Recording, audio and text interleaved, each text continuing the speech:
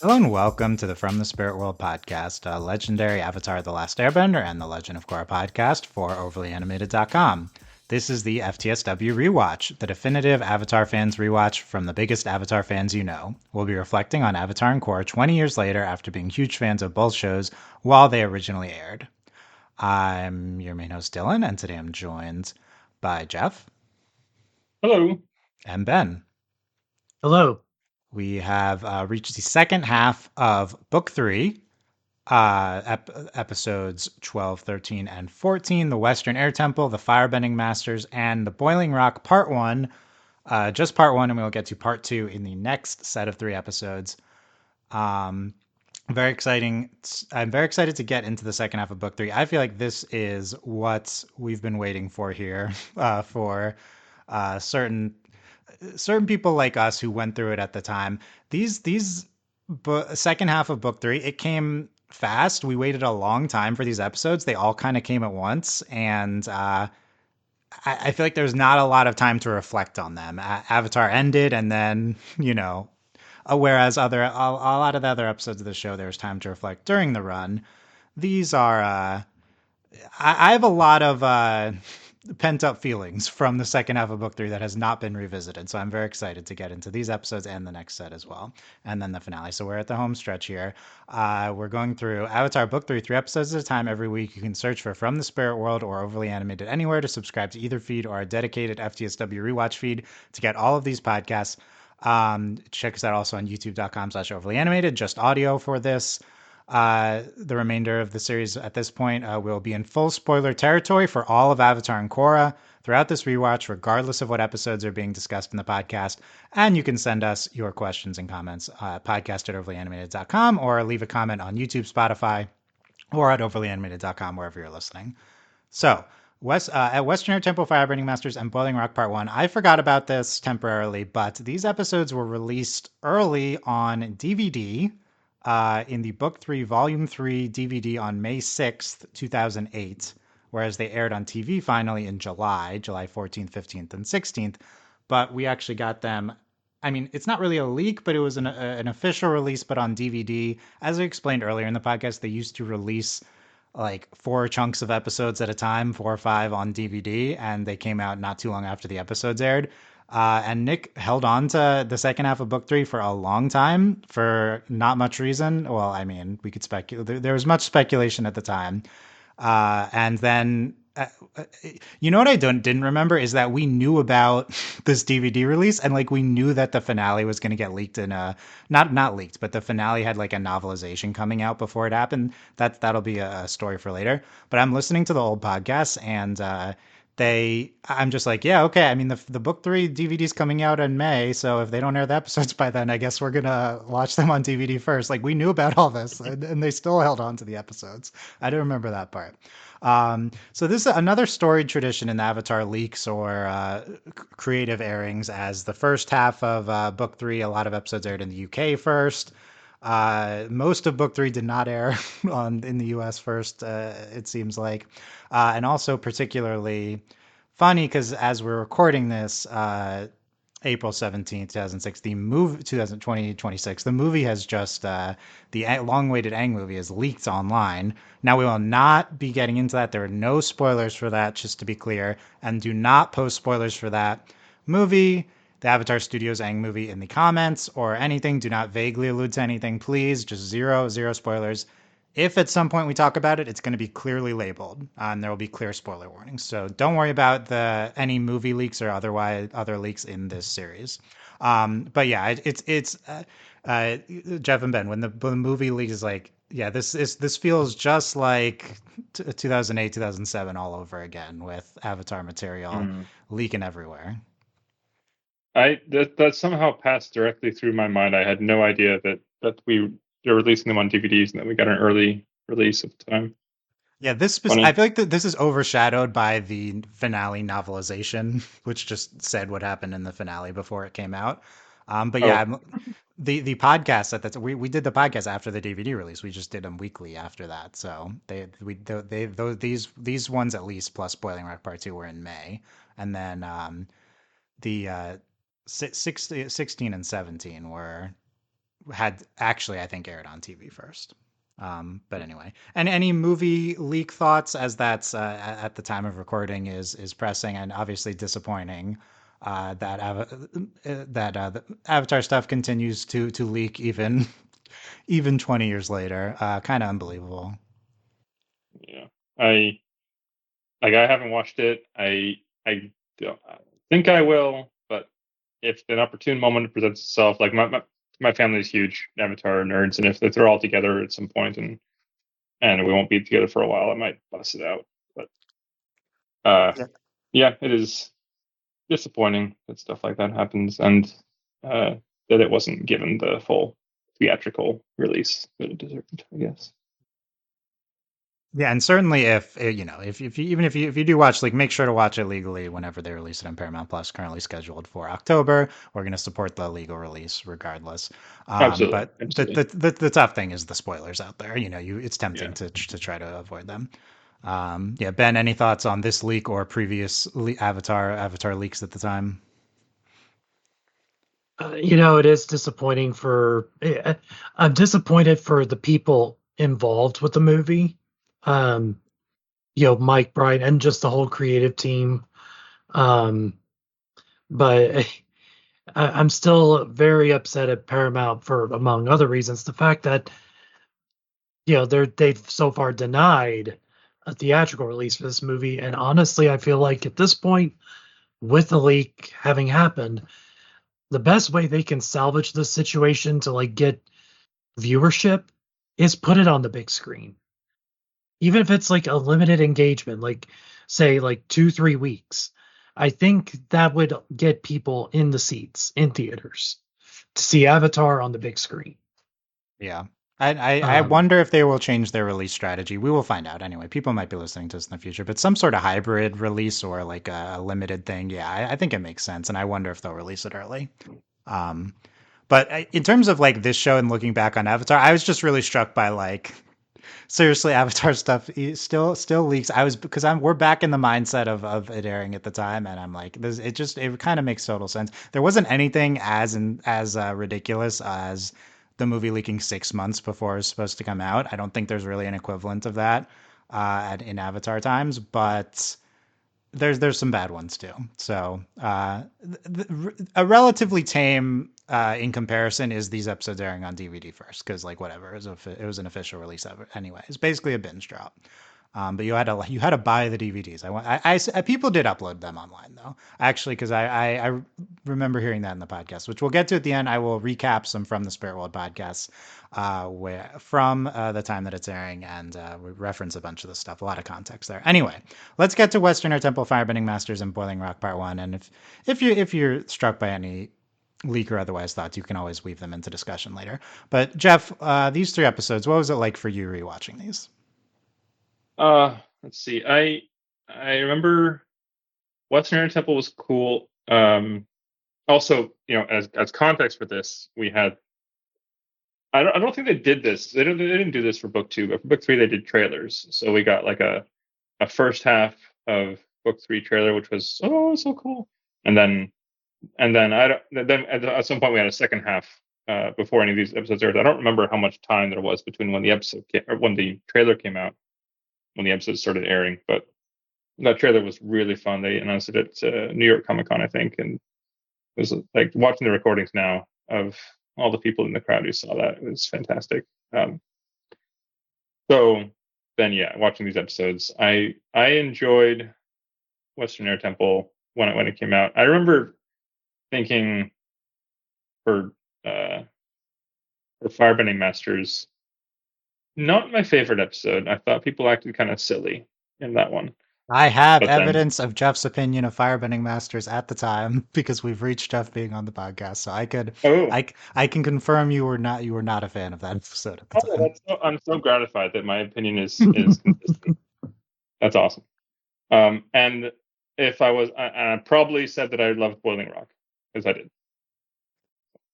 Yeah. Yeah, I think you're of the three. You were only on the Firebending Masters one, but we'll get to that at Okay. the end. Yes. But yeah, okay. So still down on Firebending Masters. I was curious about that, so that's funny. Ben, how about you? What was it like rewatching these episodes? I mean, I generally like all three of them. I mean, and I really love Boiling Rock. And I know we're only talking part one on this episode, or on this podcast, I should say. But I love the Boiling Rock as a whole. But yeah, I liked Southern Air Temple and Firebending Masters. I don't know if I loved those episodes, so they probably wouldn't make my like top 10 of season 3, maybe. But um Was that true at the time and is still true now? it probably is, but you know, but honestly, like if I'm ranking all of season 3 and outside of like the finale and even say like Boiling Rock, you know, I don't think there's a big gap between the episodes, if I'm being honest. Mm-hmm. Like in terms of how I feel about them, I mean, generally speaking, season 3 I think is my favorite on the whole. Okay, we Uh, have season 3 love representation. That's good because some other of us didn't have that opinion at the time.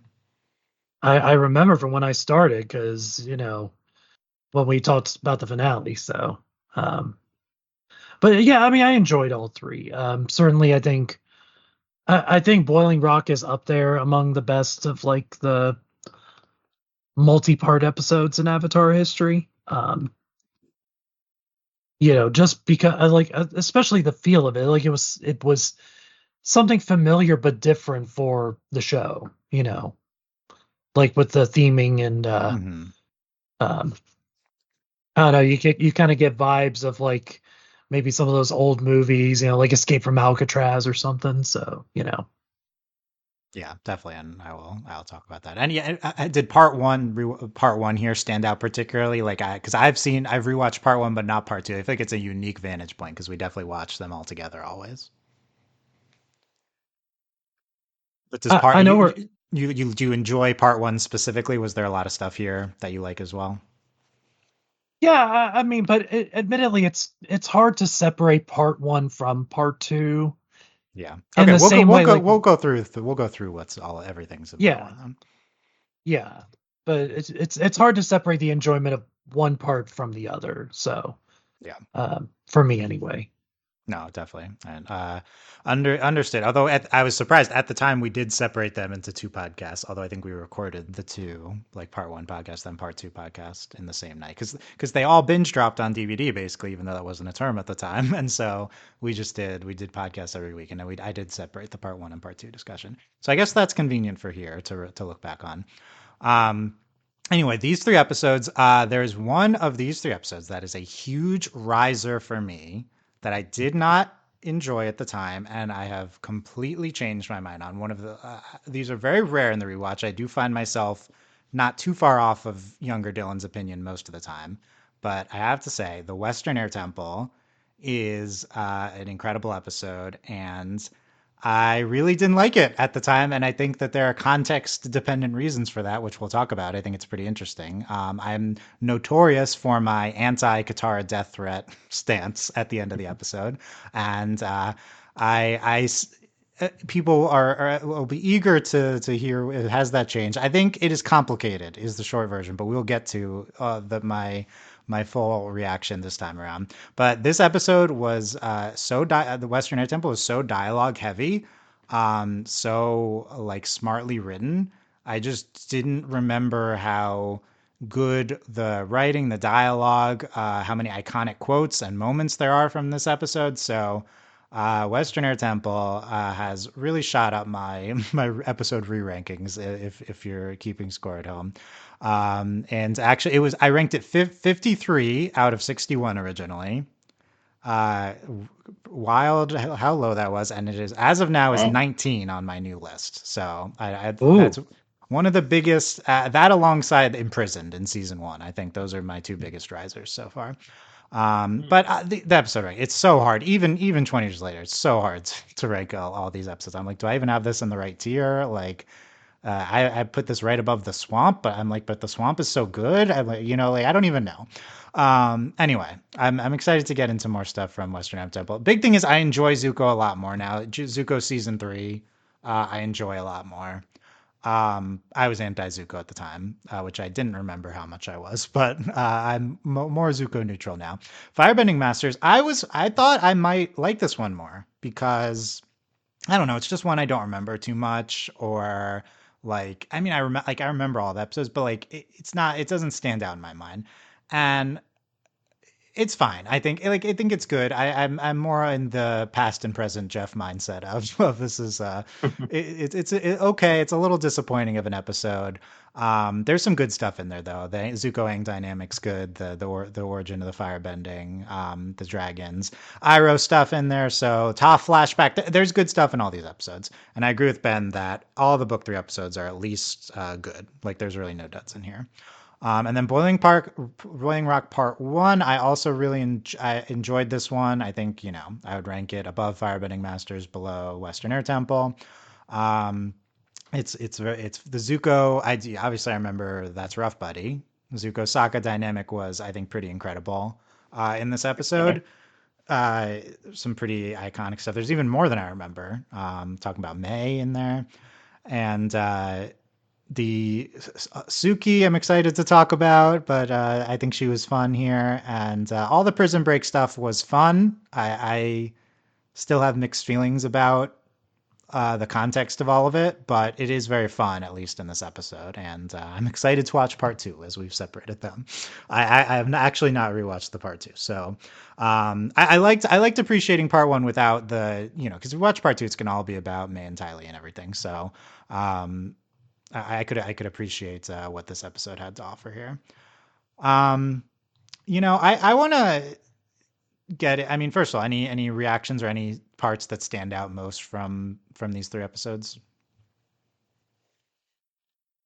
Yeah, just the interpersonal connection between Zuko and the gang across these episodes. Like I was very excited when finally we have the team up.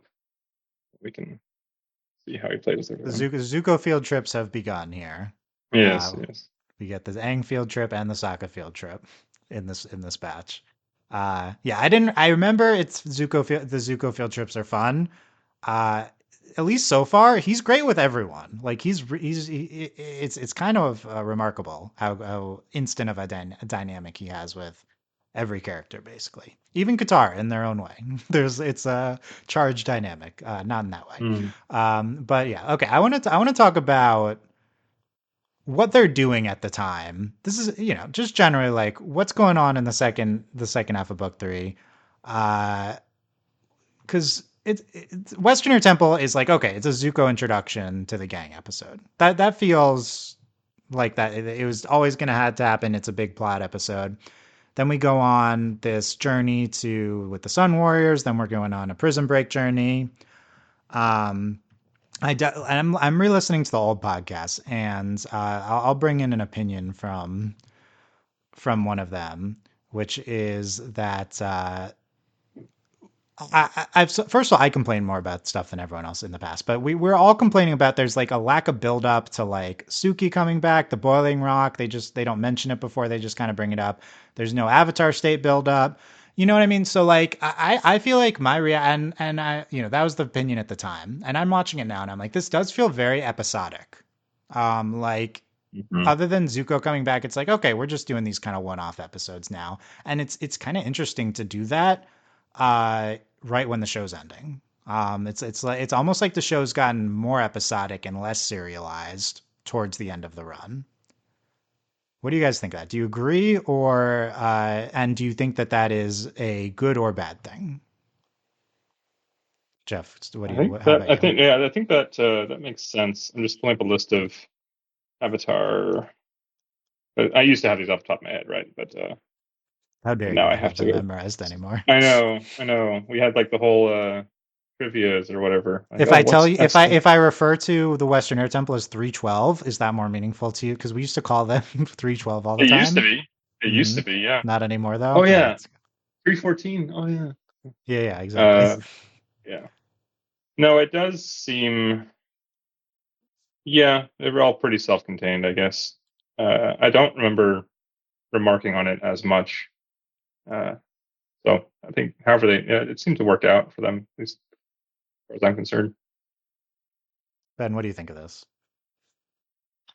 I mean, I think each episode moved the plot forward in small ways, but I think they were more focused on like character development and like interpersonal dynamics because, okay, you get Western Air Temple, Zuko joins the gang, so and then you get Firebending Masters, so Aang starts to learn firebending, pivotal to the plot because he needs to master all four elements, but also building that relationship between him and Aang.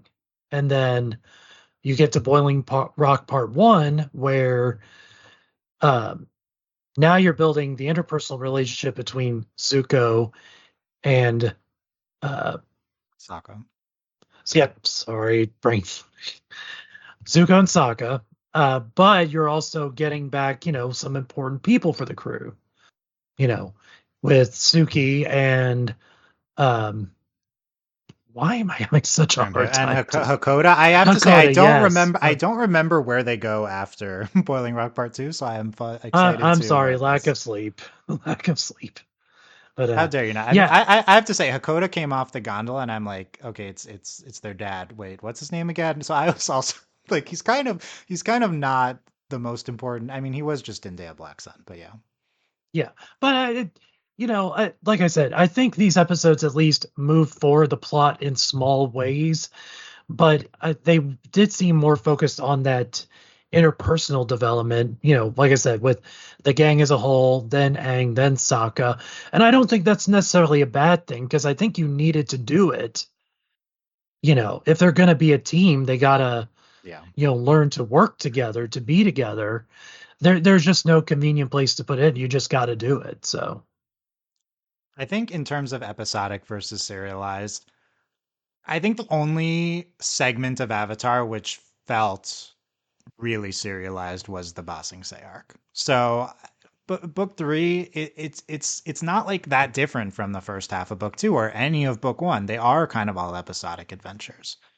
It's just that we're coming off of this more serialized Ba Sing Se in the end of book two, and it was less serialized than I remembered. To be fair, because there are two episodes that aren't quite as serialized. Although Appa's Lost Days, I would argue, is more serialized than most of book three, weirdly. But it's more just like we kind of going back to the status quo of Avatar, and then it's like, okay, second half of the season, time to really ramp up. But no, we kind of stay in that zone, and I understand why I was frustrated watching Avatar at the time. I think it's probably a lot easier to digest the one-off episodes if you're just casually watching or you're binge watching or even you're rewatching because it plays a lot better for me now. But at the time, it's definitely like, okay, when are we addressing the Avatar state? When are we addressing the kiss between Aang and Katara? Which, trust me, I was very frustrated with in these podcasts that I listened to. The fact that we don't follow up on that in these episodes, I was so upset. And I don't have these strong feelings anymore just because it's, there's so much separation. But I understand it. I still kind of wish that they addressed the kiss again. I wish that there was some continuity with Aang learning firebending even, but if you watch the earlier seasons, there's really not a lot of bending training. That was one thing in this rewatch. There's like specific episodes where we're having bending lessons, but I thought that they're always teaching Aang, but they're really not. They really leave most of that for the background. So it's not that book three is so different. I think it just had these expectations as we've discussed. But yeah, Ben, you wanted to get into Aang's reaction coming out of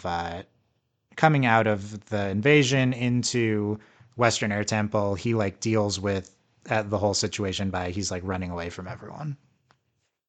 It was just an element of the episode that stuck out to me that I didn't remember, watching it until recently, and in I keep going back and forth in my mind. I'm like, does this fit his character in this moment in time or not? And I'll be honest, I don't know if I even know the answer still. I was just interested in like what you all thought, that, did that make sense for, Aang as we saw him leading up to this episode, or did it kind of come out of left field? It seems Yeah, it But seemed to come out of a bit of left field, but it also made sense. Like, oh hmm. yeah, this is a new character trait for him, but given what he's just been through. Yeah, he's like compartmentalizing his feelings from the invasion, and this is how it's manifesting. Like, I think you can make it make sense, and I think if you think about it in terms of like where Aang's at right now, and he just had another incredibly stressful thing happen, and he's 13, and they still have all these daunting tasks ahead of him, and how does he respond? And so he kind of responds in this way. I think it makes sense. It's not like what we were expecting at the time. I still think Hmm. it does stand out as weird. I think even rewatching it, and I remember at the re-listening to the podcast from that episode from 2008 where everyone was like when Katara says I want to talk to you about something, dang, we were all like, oh, she's going to want to talk about the fact that they kissed the last 2 episodes ago, and we don't even mention that. So that was definitely our reaction. It wasn't just me. It was like all of us were like, wow, I thought, and rewatching it now, I'm still like, okay, Katara says I want to talk to you about something, Aang, and we and it's not this, and they were really not addressing it at all. I think it makes sense at a high level with Aang, but it's weird in the moment. It's weird kind of in the specifics of it. That What makes do you sense. guys think about not addressing Katang here? Because really not a lot of Katang. I would say the biggest Katang manifestation is Katara's negative attitude towards Zuko. You could argue that a place that comes from is the fact that they just kissed and their feelings are as strong as ever, and she, sees Zuko as having hurt Aang in the past, and so like you could see that as part of that reaction. But really, other than that, not a lot. Um, Jeff, any thoughts on if you think they should have addressed some of the relationship stuff more here? We put it off until Ember Island players, so a Yeah. few episodes to go. Um, I don't know. Like, so watching this episode, I had completely forgotten about that kiss in the last A two lot also episodes. happened. It's true. Yeah, a lot happened, but like, yeah. So I don't. I mean, it didn't actually detract from my enjoyment of the episode that they didn't mention it just because I didn't forget, or I forgot they even were gonna, or they could have. Should they have? Yeah, I guess it makes sense. Is there something to it where Aang's avoidance, like he also doesn't want to talk about difficult conversation with Qatar right now. He just wants to Yeah. deal with it. Hmm. I didn't. I didn't much get the sense that Katara's like protectiveness or other aggressiveness against Zuko was motivated by romantic feelings. It seems just kind of she's been burned figuratively by him and didn't want her or the gang to get hurt again. Uh, and maybe it seemed like a little bit like a writing device. Okay, you gotta have someone not be on board with this, Yeah. and makes sense for Qatar to be it. And then they create a very good episode out of it. One of my favorites of all season 3. So, I yeah. do think that's what motivated the decision is kind of the practical writing elements behind it. But yeah, Ben, and we'll get to that in a second. But Ben, what do you think of the lack of Katang here? I agree pretty much with what Jeff said because they could have addressed it here, but I think from a right, like I think there was more. I need to tread lightly when I say this, and I want to upset Don't anybody. say, you're about to say it's more important things. There's nothing more important than Katang. Let's be clear. Okay, well, but I think there were pressing things that needed to be addressed, and honestly, there may be some connection there between what we are the avoidant Aang and him and Qatar addressing what happened between them. Um, and also because I think while Aang's feelings are very clear, Katara may well be still sorting out through how she feels.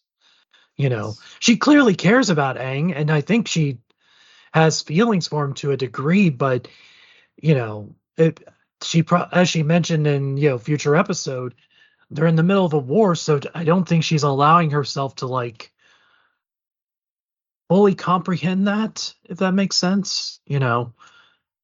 Right.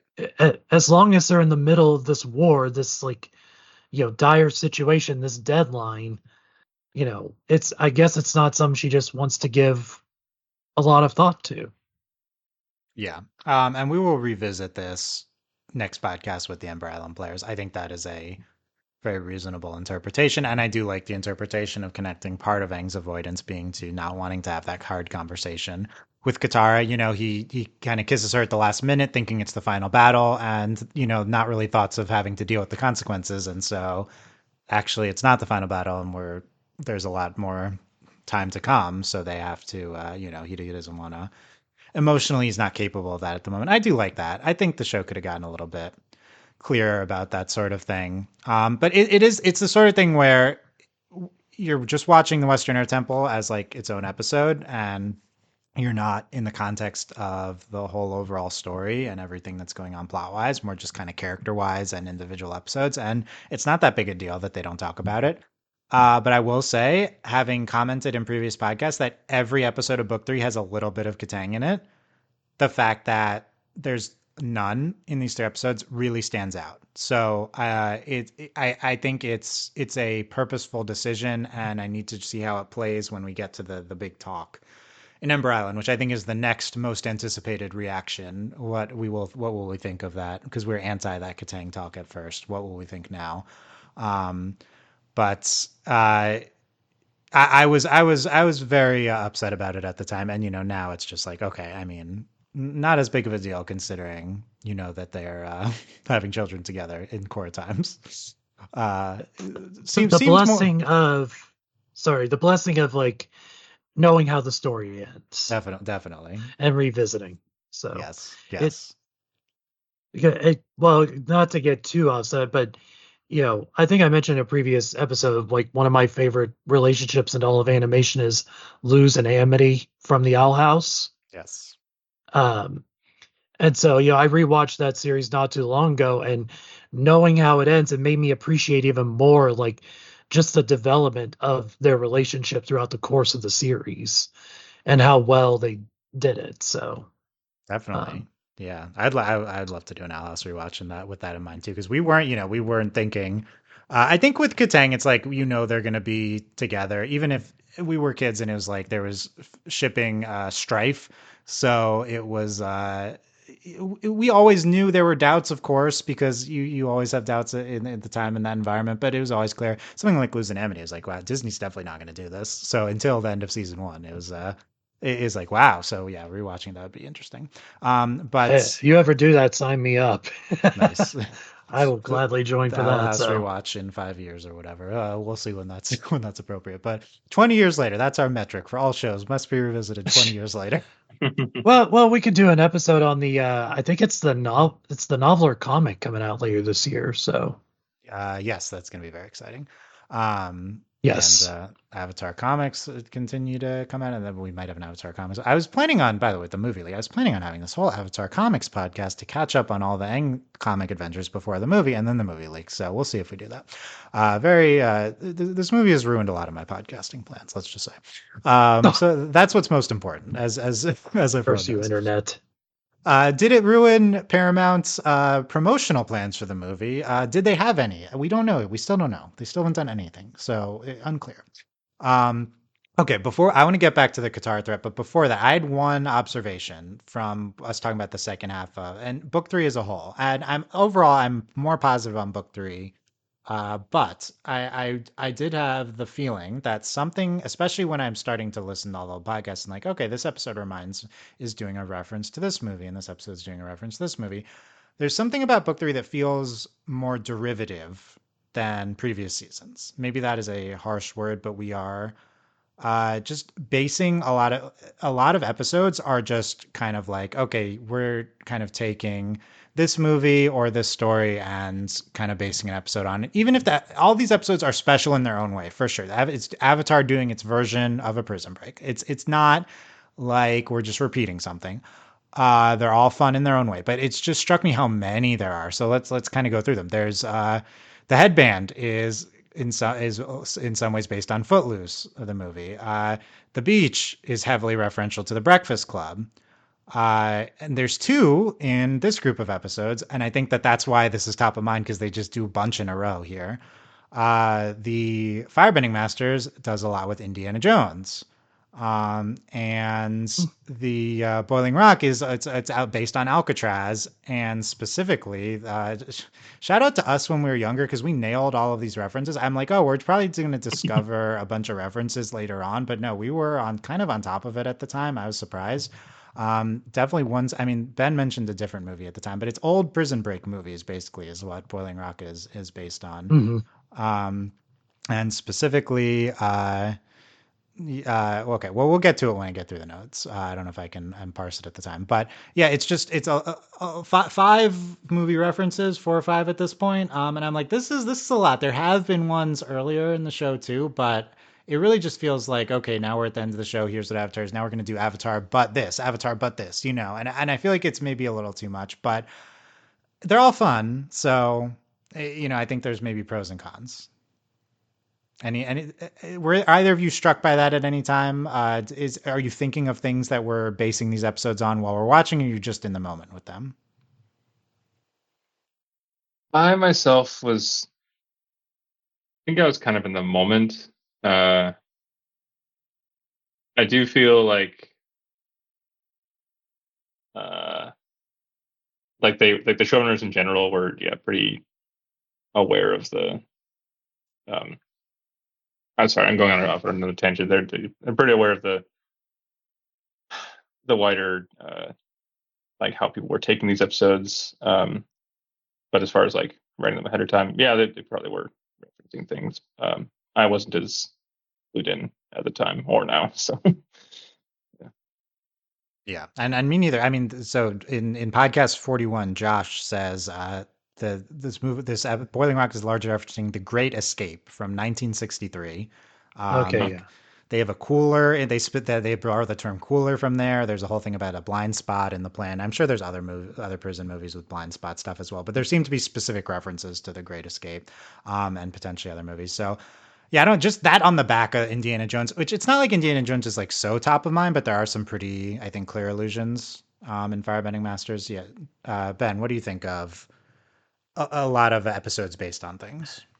I mean, I kind of like what Jeff like being in the moment, but I don't mind the send ups if they're done well, if they fit in with the context of, you know, what they're doing. I mean, that they've talked about Fire Nation prisons before in the series, so I'm like, okay, they've got some big like, extra special prison. That makes sense, something very hard to escape from. Like, yeah, maybe maybe it is looking at it now, like it is kind of striking just how many stand-ups they did, but I still think they worked in the context of the show. So I don't think it bothered me at all, really. So Nice. I mean, I don't know if they needed to do all the Indiana Jones-esque stuff with Firebending Masters, but it's so like kind of quick with it that again, I'm not really bothered by it. So Yeah, I think they do each one well. I think it's just the accumulation that stands out. But it's a good point that, for instance, with the Boiling Rock, prisons is a constant thing in the show, so, and we had a previous prison episode, so we're doing the ultimate prison here when a lot of them were just taken prisoner. Yeah, I do think it works. And it's like, okay, while we're doing this, let's also, we can have fun with it and reference other things. So I think I don't know. In some ways, Boiling Rock stands out the most as one of the most referential send up type episodes, just because it's 2 parts and it's like a big story in the middle of the season. But at the same time, it's maybe one of the more natural ones. if there hadn't been any mention of Fire Nation prisons or anything like that leading up to that episode, maybe it would be a little more, I don't know where maybe it would stick out a bit more, but because it was a constant theme, like even going back to season 1, I don't think it's a problem really. So Yeah. I think this is a minor thing.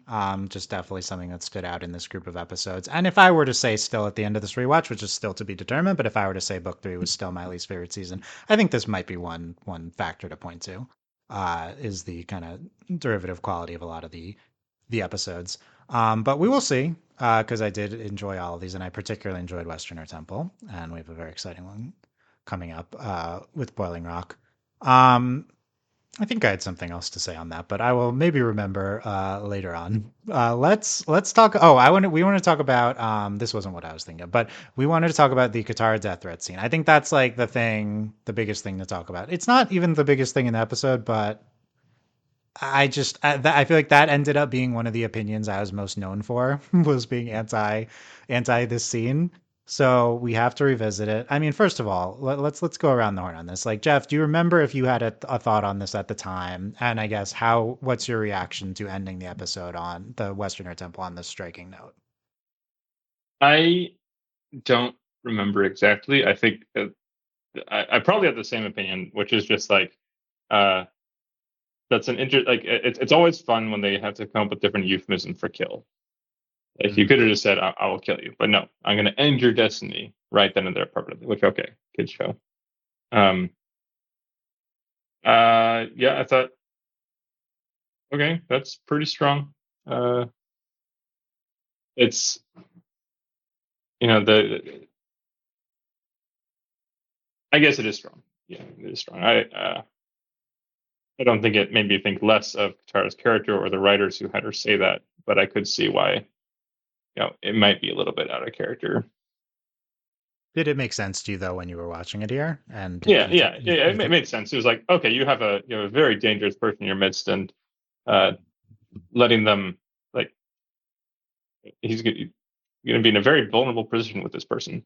And actually, as I'll mention in the next episode, I think they could have even leaned into that and given her a lot more suspicion uh, of Zuko during the next episode. But yeah, and she's cool to him, but they could have done more. It's true. Yeah. Okay, Ben, what about you? Do you remember at the time what you thought, and what do you think of it this time around? Yeah, I remember thinking it was, you know, a, uh, I think on the initial watch, I was a little surprised that she would do it, but on the rewatch, or just subsequent watches of the series, it really isn't surprising to me because, obviously we know Zuko betrayed her, and she took it very personally, obviously. I mean, Aang almost died because of his betrayal. She could easily have died in that battle, but also, Katara has dealt with loss and grief and suffering her whole life, and I think she's kind of compartmentalized it so much, and Hmm. just having him show up, I feel like something snapped in her, and she kind of masked it for a couple episodes, maybe. But then, of course, we see, and I know we're not talking about this episode, but Southern Raiders, that all that pain she's compartmentalized just unleashes itself. Yeah, So I think what you're seeing in this death threat is just that little hint of that starting to like kind of creep up inside her and like kind of grab hold. I mean, you know, anger is a very powerful thing when it comes to how it can affect you. definitely. And I think it's a good point about Southern Raiders that the reaction to here is a little bit incomplete at this time because this scene is in the context of Puppet Master into this episode into Southern Raiders. So we kind of need to see the full picture before we evaluate. And part of the context of keep in mind the context of us watching at the time, as I said here, we had not the Southern Raiders is the first episode to air in July. These episodes came out in DVD in May, so we were sitting on this episode and Boiling Rock and Firebending Masters without Southern Raiders for 2 months. So I think that's maybe part of it is we were kind of in the middle of a Katara arc here. So it is kind of interesting to look at the context of the airing at the time. This is complicated. Overall, I would say I'm higher on this now, the death threat now than I was at 14. Let me go through the whole thing. I think explaining why I was so anti. You have to understand that I was in love with Katara, and she's one of my favorite characters, and I had a big crush on her. And this informs a lot of opinions here. And while Well, I think rewatching it, everything Ben said, great. I think I understand her point of view here and where they're going with the show. She was, and I personally, I think the biggest factor is Crossroads of Destiny because she trusts Zuko and then betrays him, and then that results in Aang dying, and she spends months off screen nursing him back to life. So that's like a very traumatic experience that, in her mind, she can associate with Zuko being the cause of, and largely, maybe largely was, even if it was Azula. Um, and then, of course, there's the kiss, and I do think that's a factor in it heightens her affection and feelings for Aang, even if that's not the main factor.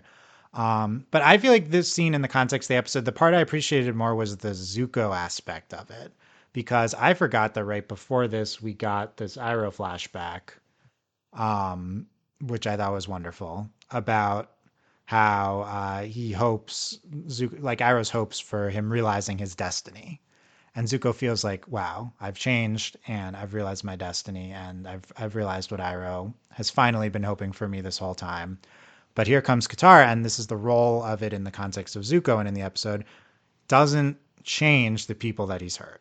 And I think that's what the episode's doing here is like Zuko's he's finally come around. Book 3 is all of like, okay, but he made the wrong choice, but is he gonna ultimately realize everything from book 2 and finally have his redemption, quote unquote? And then, yes, but everything he did is still like the people he hurt. It's still real. It still had consequences, and they're manifesting that through Katara. So I agree with Jeff before. It's kind of a product of what the situation needed at the moment. They needed someone to be most anti-Zuko, and Katara made the most sense. And they also have it play into her arc. So, I mean, there's a lot of complex writing going on. But the part that I appreciated the most here was how it plays in the context of the episode. This ending, it's kind of a gut punch after the high of Zuko being accepted somewhat and him finally joining the gang and us being confident that Zuko's finally turned it around. And then you get the like, well, no, just because you trying to do the right thing now, it doesn't mean that you didn't hurt people in the past. I think that's what I appreciated that they were going for this time around. I think it's really well done in the context of the episode with the Iroh scene. Um, they're doing both the Katara arc and where Zuko's at. It's pretty deft writing. That being said, the part that I continue to be low on is the maybe lack of empathy from Katara, and I think that's why we called it out of character and maybe didn't express it as well at the time. I do still feel like it is a little. She's uncharacteristically unempathetic with Zuko here. I don't think she'd really expressed that before. Now maybe this is the start of this whole thing with her. Again, I need to see Southern Raiders again to really evaluate it. But I've never really seen Katara be unempathetic like this in the past. In this rewatch at the time, it feels very weird. I think it's probably supposed to feel kind of out of character. So I kind of maybe appreciate that more from the show now too, that it's supposed to be jarring. But that's what still gives me hesitation, even though I like it in the context of the episode, and I potentially like it in the context of the character arc they're doing with Katara, which I loved Puppet Master again this time around, and loved the ending with Katara being devastated as much as that hurts. Um, Despite all those things, it just feels so jarring. Katara being unempathetic. She's never been that before in the show. One that's an interesting, take. I think one possible reason that she is dissympathetic or whatever is what just happened to her dad. Like she just got back with him, and now the Fire Nation has taken her away, and here is the personification of the Fire Nation at your door. Yeah, that's true. That's true. Zuko also represents the Fire Nation term. And maybe another thing with this, because it was one thing when I guess maybe in some ways it's one thing when Zuko's trying to hunt down the gang, to capture Aang. Same with Azul and them, but to her, Zuko personally betrayed her. Yeah. And maybe it's because of that personal attachment to that betrayal, done to her, that may be why she's being so unempathetic in this moment. Yeah, for sure. I think they trying to make it a reference to Crossroads of Destiny. I Yeah. think that's intentional by the episode, and I think it makes a lot of sense. Like I said, like she is like personally betrayed by Zuko, and resulting in what's one of the most traumatic moments of her life, with Aang dying and her having Telam for months. So I think it makes sense. So yeah, I think there's a lot of reasons. I think it's a good discussion on all the surrounding factors and all the context for Katara. I think it's like it's just very in your face. They they Mm. go like, yeah, I'm gonna end your destiny permanently. Like they go really extreme with it, and I think it's for effect, and like the effect is good in the episode. Um, is it ultimately good for Qatar? I think let's revisit. I think I'm still unsure. At this time, watching the episode in the context of watching all the Avatar episodes, it still feels weird. I will say that. So I'm interested to continue this discussion. But yeah, there's another aspect. So was I wrong on being anti Qatar Death? I think so because like I said, I do think it's really good in the episode. I just appreciate the episode overall a lot more now. Uh, In general, oh, sorry, go on, Ben.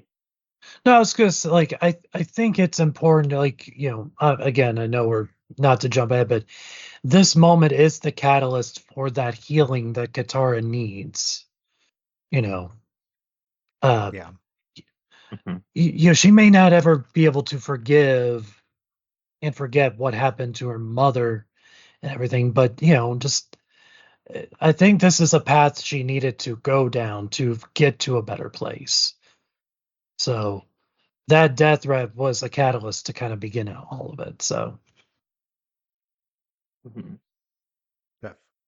Yeah, one trope that I'm sure has a name, I haven't looked it up, and that I realized that I like when I was watching this episode is where the bad guy has a change of heart and comes to make recompense and is having a hard time because everyone doesn't like him still, justifiably. He's like, "No, I'm actually good, but I know why you wouldn't trust me, but I'm trying to prove myself." I'm watching. Have you seen? There's this. I mean, the show Invincible is out now. Its fourth season has Yes. a good one of these, I will say. That's funny. I would Uh, not think to compare Omni Man. I assume you're referencing yes, yes, to yes. Zuko, but that is I've never thought about that before. But that does make sense. I agree. I agree. That's they're using that same trope. And whenever you're talking redemption arcs, and I think this is part of it, it's like reaction to the redemption arc. Hmm. Zuko is one of those pinnacle ones that all the current shows are kind of referencing in some form or fashion. Not that it was the first and won't be the last, but uh, I'm sure a lot of shows are inspired by that. Invincible season 4, so good, by the way, Jeff. Yes, Um, yes. uh, not to get inappropriate for. I mean, there's adults watching this. I know we're talking a kids show, but this is a revisiting of a show from 20 years ago, so everyone's an adult now, so that's okay. What else? So okay, so there you go on the death threat scene. Again, I feel like I might have had something else to say, but we will see. We'll have time to get into one other topic I wanted to quickly get into. I mean, to whatever extent we want to, is Suki comes back in Boiling Rock. We haven't seen the full extent of her in part 2 yet, but I was listening to an interesting Suki discussion on the podcast, which I could reference coming up here. But I have a question for the panel first, though, which is, and this is not movie spoilers because I saw discussion on this before anything leaked with the movie, and I saw people speculating about Suki's role in the movie. So I will not, no spoilers about what that may or may not be, and I have not seen it yet, so cannot really comment. But I hear people talking about like, oh, the gang. It's Aang, Katara, Sokka, Toph. I guess Zuko joins. Uh, oh, and Suki. And I'm like, my response is like, Suki's not a member of the gang. What are you what are you talking about? Jeff, did you ever consider Suki to be? I mean, she is No, for a few episodes. Did you consider to be a member of the gang? no. She's with them for like two episodes before the finale, and in one of those episodes, she's not even in it. So, She's with them in Serpent's Pass. She's there oh, the okay, whole episode. there's that. She's a visiting. Yes, but I but feel like she's a guest member, a guest member of yeah, the party, not a core member in that episode. yes, correct. Ben, what That's do you my take. think? Honestly, I keep going back and forth on this. Because they certainly make her feel like part of the gang in these Mm. final episodes, but at the same time, like, you know, there's just this bond between them. And I know Zuko comes in at the end, so even though he's considered a full member of the gang, but I don't know.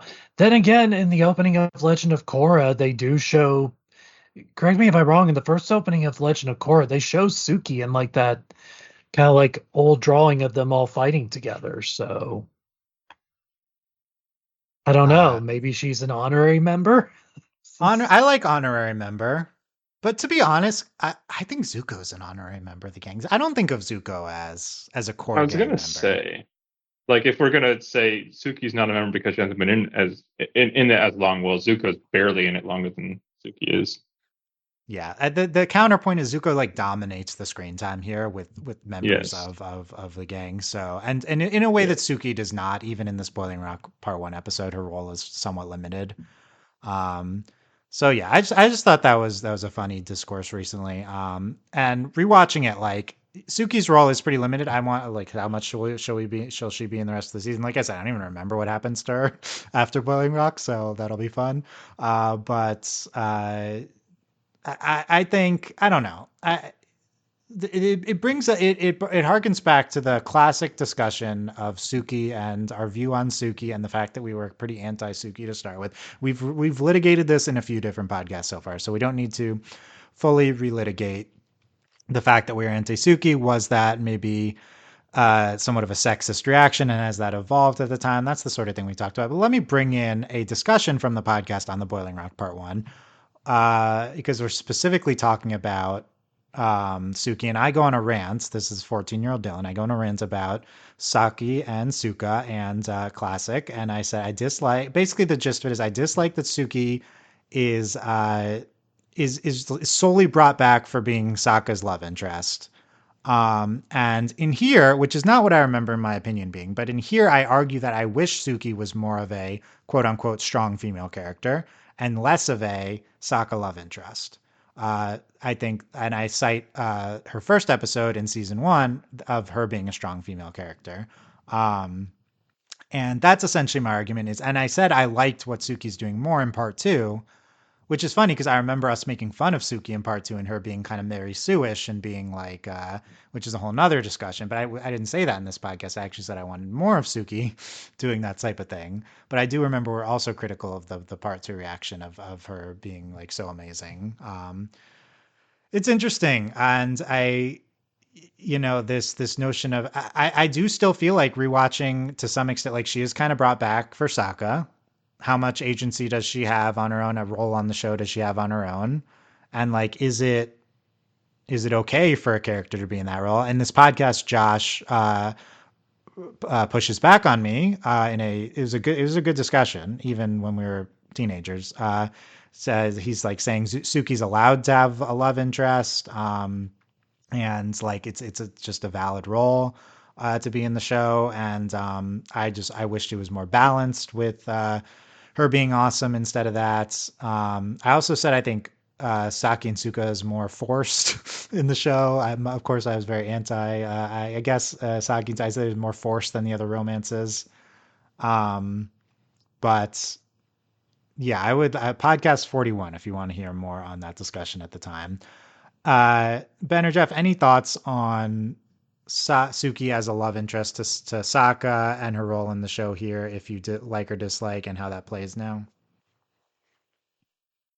Uh, I mean, I think she had a good role in some of the adventures they got up to in the finale. Um, that was nice to see, I guess. Yeah, I suppose she wasn't so much an active character in these intermediate episodes. I don't think I minded it as much.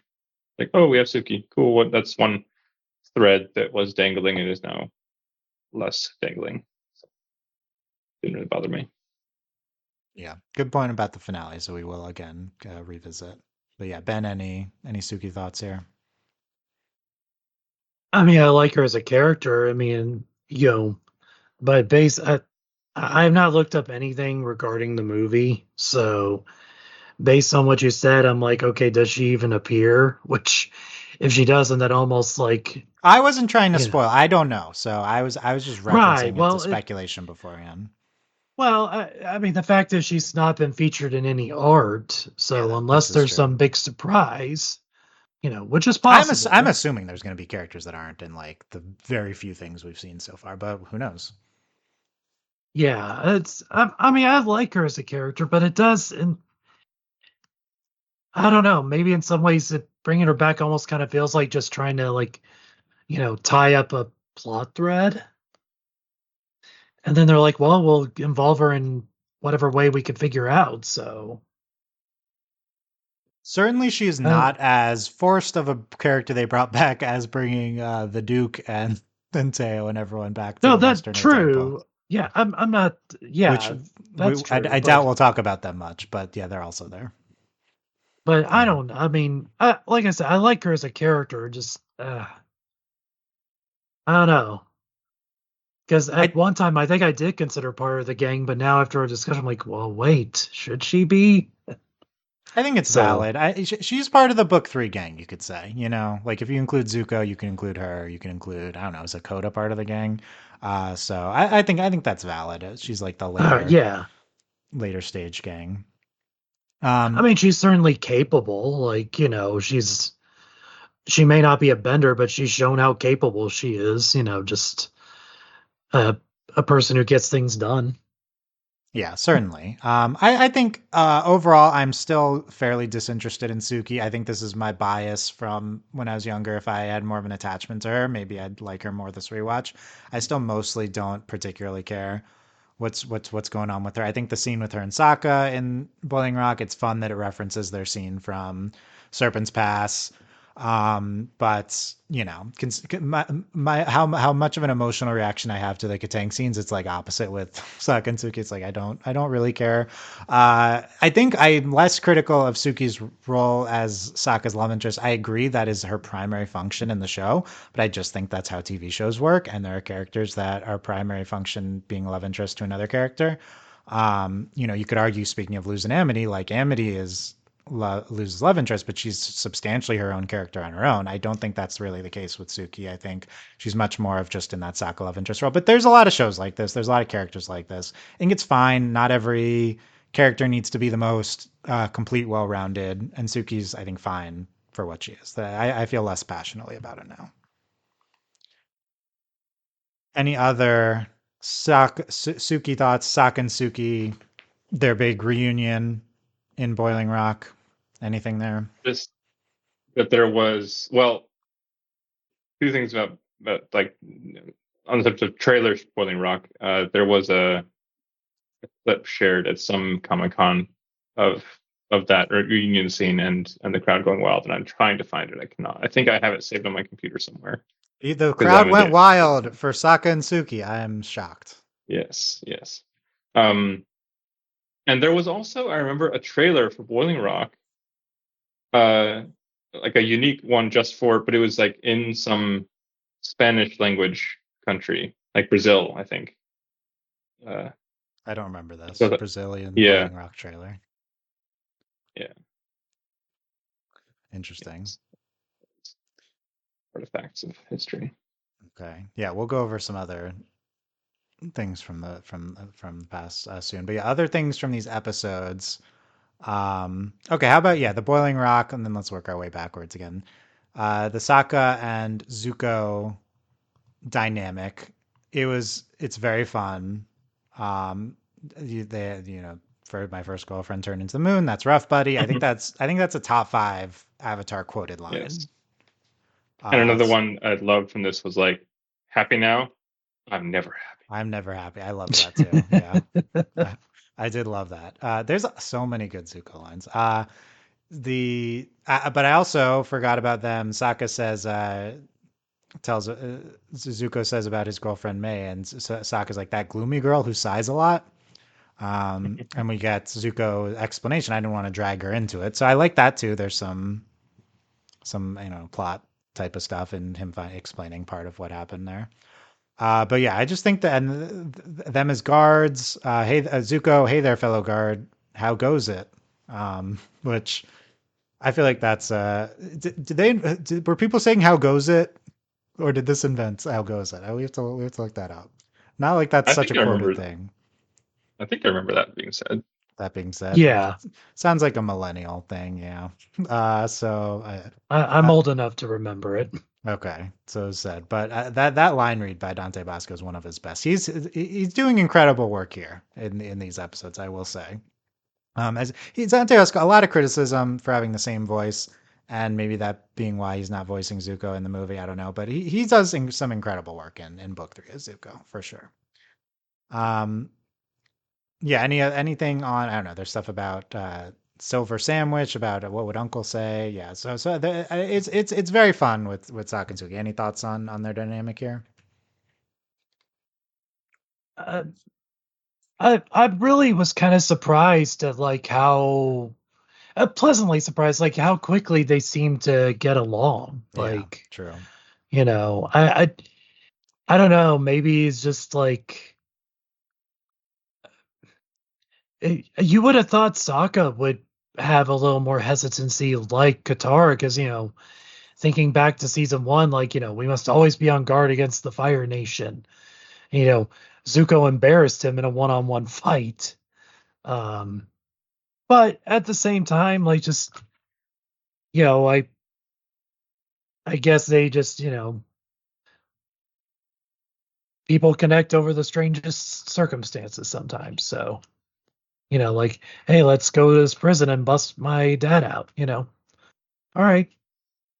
Yeah, it's a good bonding moment for them. I agree. Sokka warms up fairly quickly, but it's you like it's such a stark difference with Sokka and Katara, and it's like really would they have that much of a difference? But it serves the show very fun. I think it's very well in this fun dynamic in this episode. Um, and yeah, I don't remember I don't remember how them interacting too much else after this, so I'm gonna be on the lookout for that because I feel like that's a more fun pair than I even remember. How about the prison, all the prison break stuff with the failed escape plan? By the way, Chit Sang I think was a very fun minor character here. Mm. I think he's very funny. The fake I, fight they get into to cause the prison raid. Watch who you're shoving. I think you mean whom I'm shoving. I I love thought that it was so great. much. One thing I never understood about that prison was like they have those coolers for putting people in, and I thought they were trying to bring in some kind of thermodynamic reason why having those things on the outside of the building with the steam out there somehow makes it easier to cool them down, and I never understood that. Um, and I still don't. I don't know why those were on the outside. Why? Yeah, it's a good point. Why are they cold? I mean, is it just electricity? They don't have electricity. Like yeah? How are they cold, and how does it work in the context of the prison? I did not really think about that. That's a good point. Um, Now, I did some Reddit research ahead of this, and some people postulated or theorized that uh, we see in the flashback with Sozin that they are able to siphon heat off of magma to cool it down Yes. with firebending. So you could have theoretically a bunch of firebenders down in some basement there siphoning heat off of the coolers or off of some air that you then pump in to the coolers. Hmm. So maybe you could do that. But Yeah, that's interesting.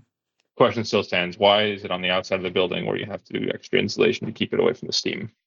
Anyways. Nice. Yes. Yeah. And I've been trying to keep up with the art book as well for this book three. I should have referenced it earlier, but they don't really talk about too much about the design for the Boiling Rock other than that it's inspired by Alcatraz. So no answers there. I mean, I think Alcatraz is really cool. I visited it. I wonder if it feels a little anachronistic to me and all of the other Asian stuff. But it's also weird because Firebending Masters has the references to Aztec or Mayan, I can't remember, architecture. So it's kind of a weird one too. It's like we kind of diverge from a lot of the Asian influences in Avatar here. That being said, those are like Native American peoples who we're referencing. But Alcatraz, I don't know. Alcatraz, that's part of the derivativeness to me. It's just like, okay, that's like a more modern thing in our world, in America. I don't know. But maybe it just stood out to me more because I think when I was watching Avatar, I'd visited it. Okay, how about more on Firebending Masters? We have So the this one, yes, like I mentioned this in the when we were talking about Western Air Temple, where Katara's all suspicious. Like, if I sense any suspicion that you're not on the up and up, I'm going to kill you. Well, Zuko all of a sudden being like, "Hey, I know I joined you so that I could firebend, and you saw me firebend yesterday, and all of a sudden, I'm sorry, I can't." Um, could be seen as pretty suspicious. Like, hey, what's going on? Why are you here with us? Are you trying to just track us now and are delaying training the Avatar now for this excuse? yeah, I think that's a good point from Katara's perspective, So, certainly. Never crossed they, my mind.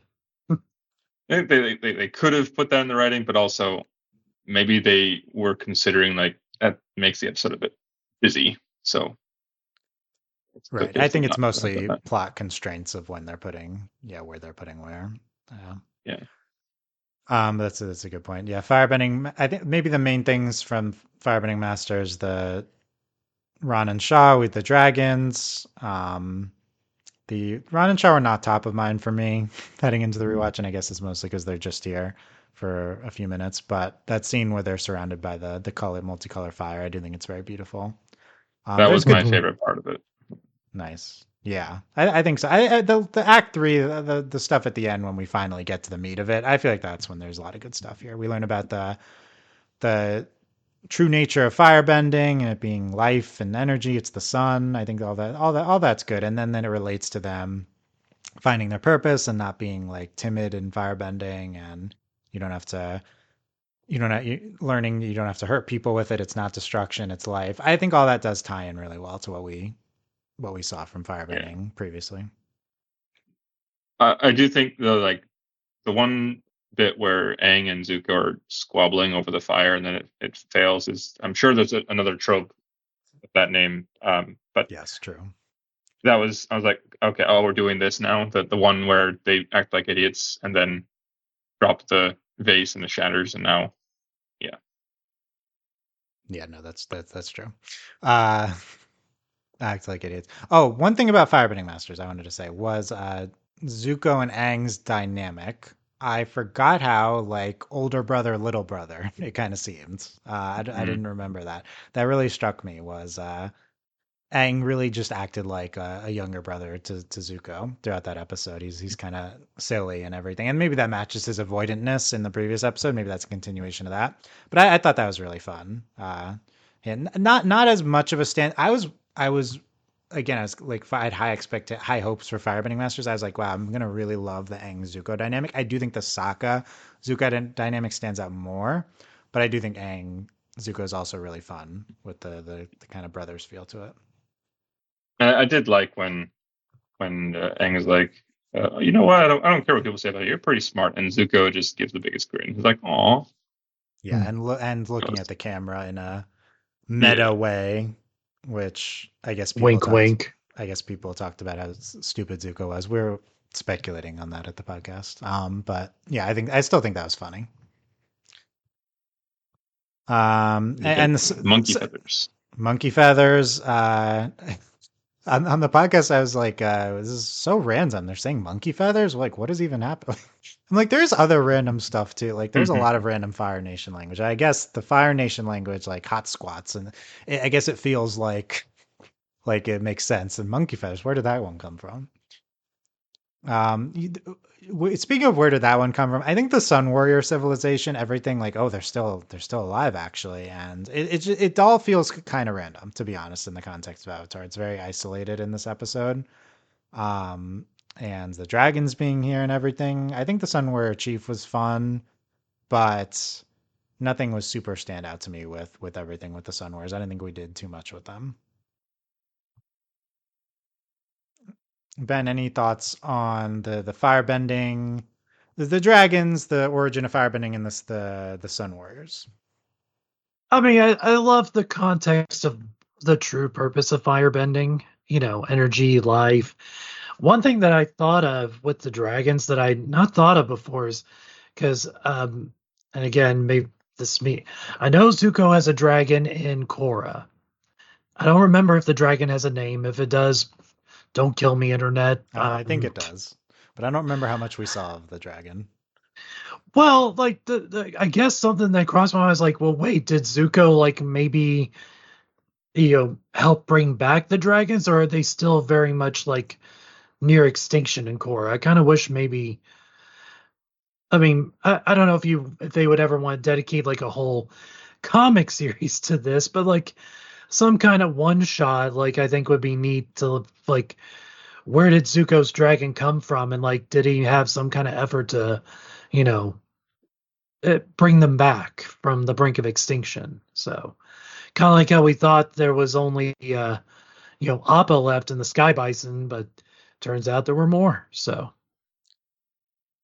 Yeah, there's a lot of that with Korra. It seems like, oh, there's more sky bison, there's dragons. Oh, we found airbenders. Yeah, sure. it maybe it just stuck out to me because like I'm just a sucker for dragons and like fantasy media and stuff. So Yeah. uh, No, it, for it's sure, just and something that never. it's something that the movie has to contend with. Korra, they just kind of like, oh yeah, no, here's what it's like now, and it all can make sense. It's just if you're putting long form content in the middle, then you have to actually start to parse it out. So I think that'll be interesting to see. That's a good point, Zuko, as a dragon there.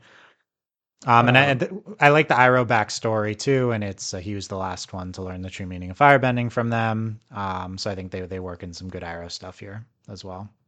and the fact that like he said he slayed the last dragon to help protect them. Hmm.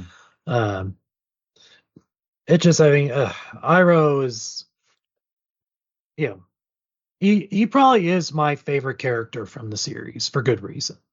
Um, like uh, I don't know, everyone should have an Uncle Iroh in their life. So Yes, and I think Iroh had even like I remember Iroh wasn't in too much of book three, but I feel like he's even less in less than I remember. Like he's not even going to show up till the finale, right? So I don't know. I think we speculated about this on our like pitch meeting podcast, but an Iroh miniseries show, I just feel like there's so much here to do with Iroh. Like they allude to a lot with his backstory, but uh, even though he's a main character for two seasons, I feel like there's a lot on the table with him that we could get into. uh, let them call Greg Baldwin up because I'm all in if they want to do something with Iroh. Like his past.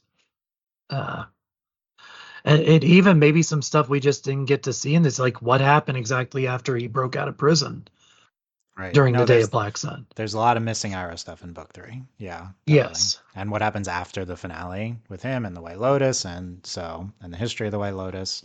So much there. And Well, they we, allude. we we know what happens afterwards. He runs his tea shop and plays pie show every day. I guess so. I guess that's all that happens. Well, Uh, until you read the comics, and then yeah. yes. Well, yeah. This is why I need to catch up on everything in there.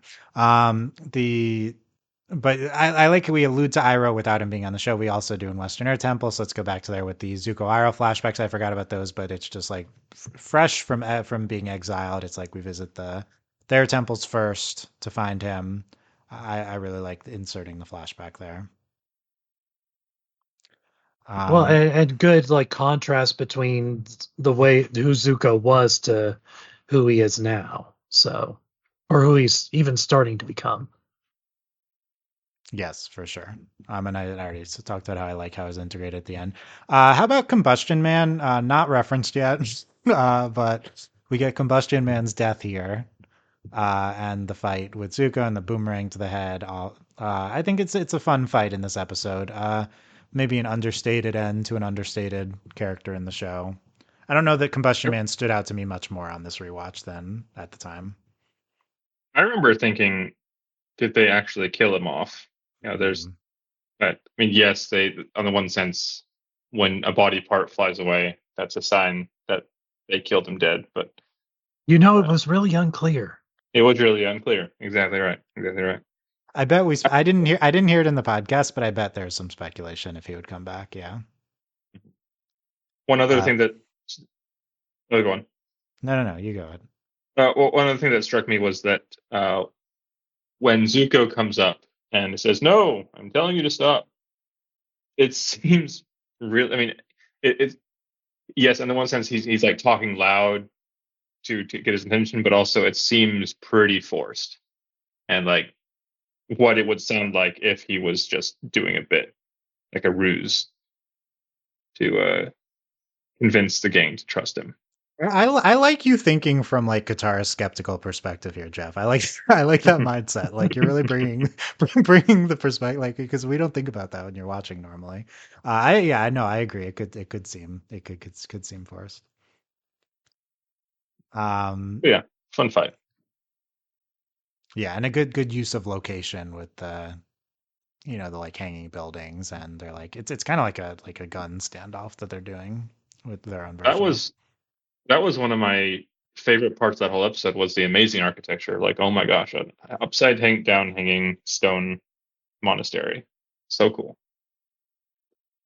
I thought it was cool. At the time, I was like, how does this even work? They don't explain any of it. Why is it upside down? Hmm. But it's cool. Yeah. Yeah. And Uh, Maybe they had Earthbenders help build that temple. I'm sure. Yeah. you They know, I'm partway through the Yang Chen first book, and I don't remember if we've gotten into the architecture of the Westerner Temple at all. But if it's anywhere, it's in there. one question I had about the books, because I haven't read any of the Yang Chen ones, is they do some aside mentions of some fun aspects of this temple that I wondered if the books ever got into, like the all-day echo chamber or the giant Paisho table or whatever. Yes, true. I may have missed them. I was started reading it before I got to this part of the show, so I may have Mhm. missed them, or we might not. It might be later in the book, but we'll get back to that. Well, if Allie's on again, we can we can get that answered. Yes. Um, and then of course in the Westerner Temple we have the iconic Zuko, "Hello Zuko here" lines and monologue. I do think that "Hello Zuko here" line, him practicing, it's incredible. Everything, So good. every line start to finish. But I guess you probably already know me. Um, the whole thing, and then it's like he mentions that he hired Combustion, and then the follow up. I forgot about that part. It's like they would have believed that I said Azula did it. Yes. Uh, Oh, and I also loved how he like impersonated Azula and Iroh. yes, that part is great. I'll do something Uh, horrible to you and all of your friends. it's a good impression of the impression. Yeah, that's really good. Again, Dante Basco really good here. And then the scene of him actually introduced, and he does "Hello Zuko" here again, but then he does his own version of it. Uh, Mhm. it's yeah, it's great. Oh yeah, by the way, speaking of Katara unempathetic, Katara says he starts talking about his mother and making it seem like he's an actual human being with feelings. That's where I was a lot basing this on empathy, on not lack of empathy, not just for that scene at the end, but also this line here. Like he's an actual human being with feelings, which is an iconic line, but very stark from Katara, her I saying would that. agree that that does seem like a woman scorned. Don't say that. Sounds like you're talking about Nope. Zakara. Don't say that. We don't we're not interpreting it. And No, no. you're I use scorned in the sense of like betrayed and hurt and all that. usually when people use that phrase, they're talking in a romantic context of scorn. But yeah, no, Fair enough. yeah, no, it very scorned she is in that moment. But that line is very stark. I do think like an actual human being with feelings. I feel like that's an iconically quoted thing too. It's another thing. I'm like, is that a thing people may have? I mean, it's a specific thing, but is that something that might have been said before this, or is this from Avatar? Like honestly, Avatar's like the potential progenitor of so many like quotable things. You question if something even existed before 2005. Mhm. Um, Katara says, let's find him and give him a medal. The not as much of a jerk as you could have been award. Another Yes. iconic line. That one more of a standard. She's upset at Hmm. him type of thing. So I think that one's good. Um, Toph, I'm beginning to wonder who's really the blind one around here. I think that's another. Did did Zuko ever was Zuko ever nasty to the gang while Toph was in it? I can't remember because I'm like that would explain it why she's so much more objective. Right. Yeah, no, we talked about that on the podcast. Is that yeah, no, she missed all of the book one, so she really missed most of the stuff. And she had a positive interaction with Iroh. So she has a lot of different context, I think, surrounding Zuko. I mean, the closest thing would be like him like firebending at them to leave after Iroh got struck by Azula in the chase. That was Yes, the episode, I right? think the chase is probably it. She's even missing. She's not there in the finale in Crossroads of Destiny. So she really like the chase and like, is that it? I don't know. Like that might be it. So It's the only one that comes to mind, and honestly, you can argue in that moment that like he's not even really attacking them. He's just like, he wants to get his uncle to safety. Like it's, yeah. So you no, know, I really like Toph's role in this episode. The accidentally hurting him. I mean that scene is like really quick. But then the follow up, it's like you trusted him and you got burned. Literally, it's another good one. But yeah, I like Toph being the accepting one of Zuko, and it makes total sense in the context of the previous season. Other, I think that's most of the. I mean, there's other good ones. Zuko, why am I so bad at being good? Seriously, so many great quotes here. Um, so I do think the Hello Zuko here anticipated thing in the rewatch, and it completely lived up to the hype. I think that was really great, and I do think a lot. I mean, I guess we'll get to it in the podcast recap, but a lot of my feelings were colored by being anti Zuko, anti Zutara. So now with a more neutral approach to Zuko, I'm really appreciating what he's bringing this season. mhm. Any last thoughts on any other things from Westerner Temple?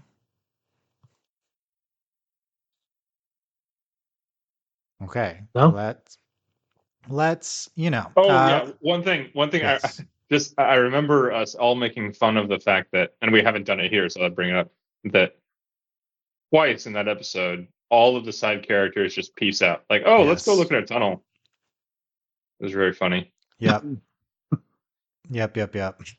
So they're yeah. I guess I have more context from the commentaries from us recapping the commentaries on the podcast. I'll recap the podcast of us recapping the commentaries so we can have more context there.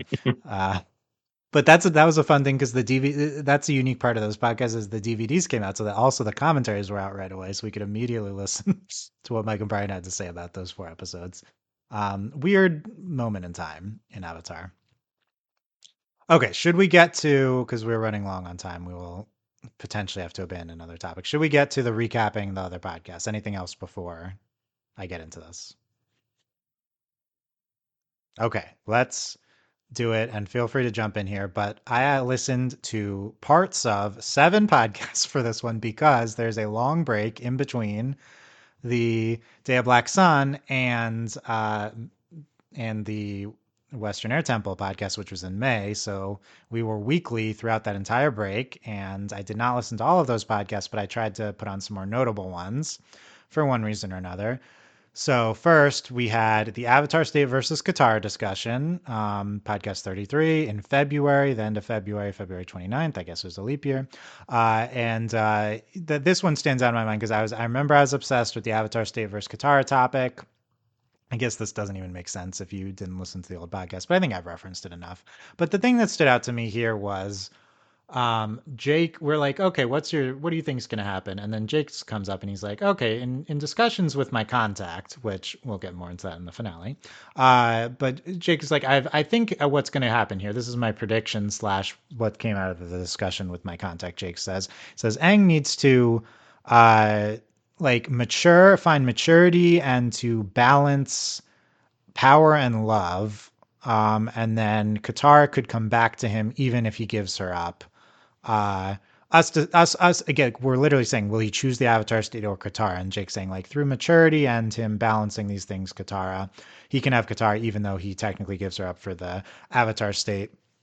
In the end, we don't really get into him choosing one or another in the finale. We'll get to that. But I found this notable because here's a potential thematic interpretation of what happens in the finale straight from a source.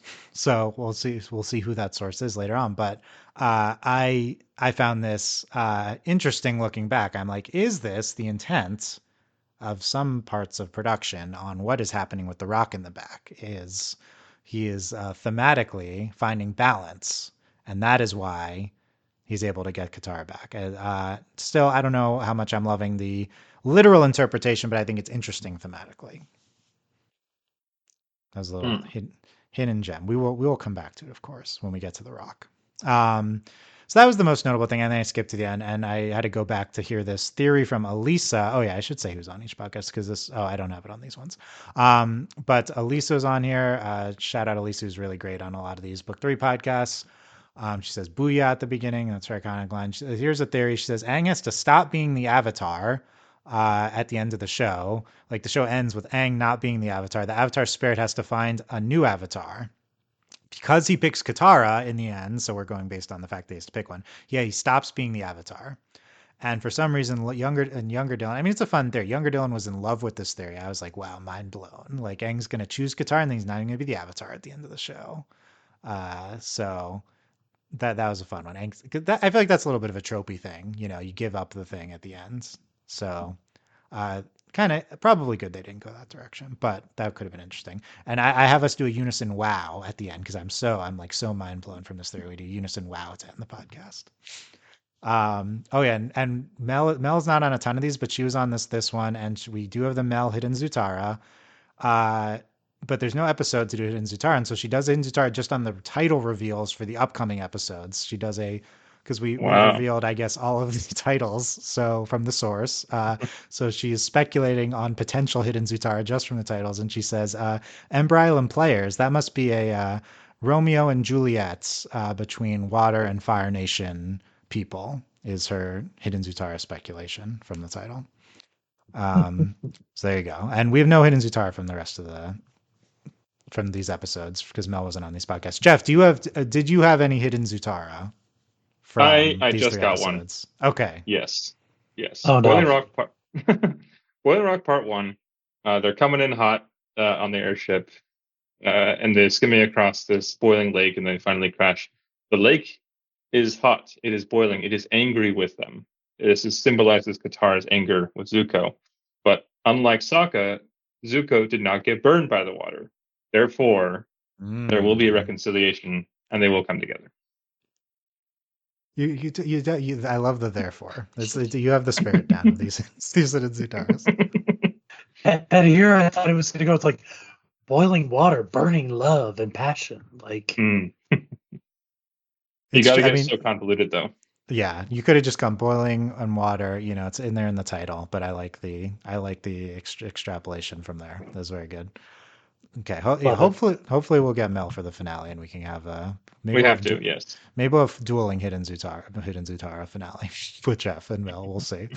Okay, next podcast I listened to in the intermediary. We're not even in the actual episode discussion. The next one, pod number 34, Dylan versus Martin, which was Jeff's first podcast on March 9th, 2008. Ben did not make his first appearance until the 316 episode discussion, and also Sam. So no Ben yet, but next podcast will be Ben's podcast. Next podcast in the rewatch will be covering Ben's podcast debut. But Jeff's first podcast here. Okay, my recap of this. I didn't listen to all of these ones. So we're recording at 2 p.m. on a Saturday because I have baseball now until May. And this is only interesting to me because I'm like, okay, why was I March to May? I was trying to remember, I was trying to piece together my life then. But we're not recording super late at night. In Dongbufeng news, the Avatar portal mentioned for the fandom Olympics. What? Okay. So we were having a fandom Olympics, and I had mentioned the website Avatar Portal, which was apparently an illegal Avatar streaming website.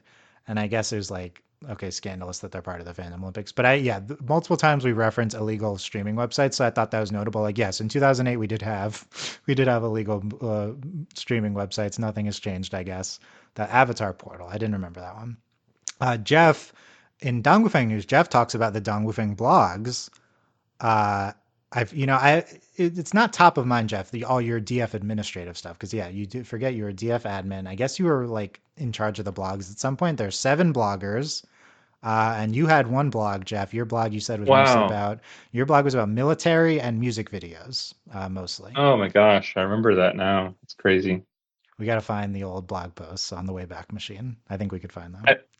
I think I got involved in admin stuff partly because, I don't know. That's out of order. I can't remember, but I know I eventually did some work on the site. Yes. But yeah, no, definitely a lot of things you did. I was unclear on the timeline. I'm like, were you not an admin until this point in time? Like, but I don't really know.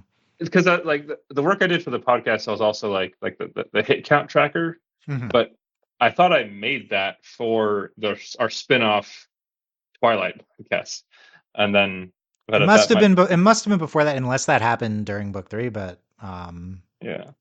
No, definitely remember you made the hit count for the podcast, which I'll reference it if we ever get to Korra on the rewatch. I'll reference the hit counter a lot more. But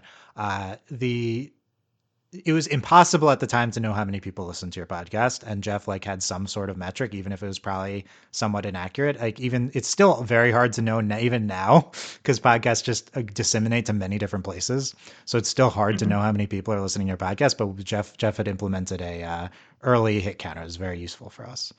Also the blog. I forgot about the blogs here. So this was Dylan versus Martin, which Martin he wrote in to. I think Dutch guy, and he like wrote into on the mailbag, but we brought him in as a co-host, and he's. I remember him being very smart. I remember liking Martin a lot.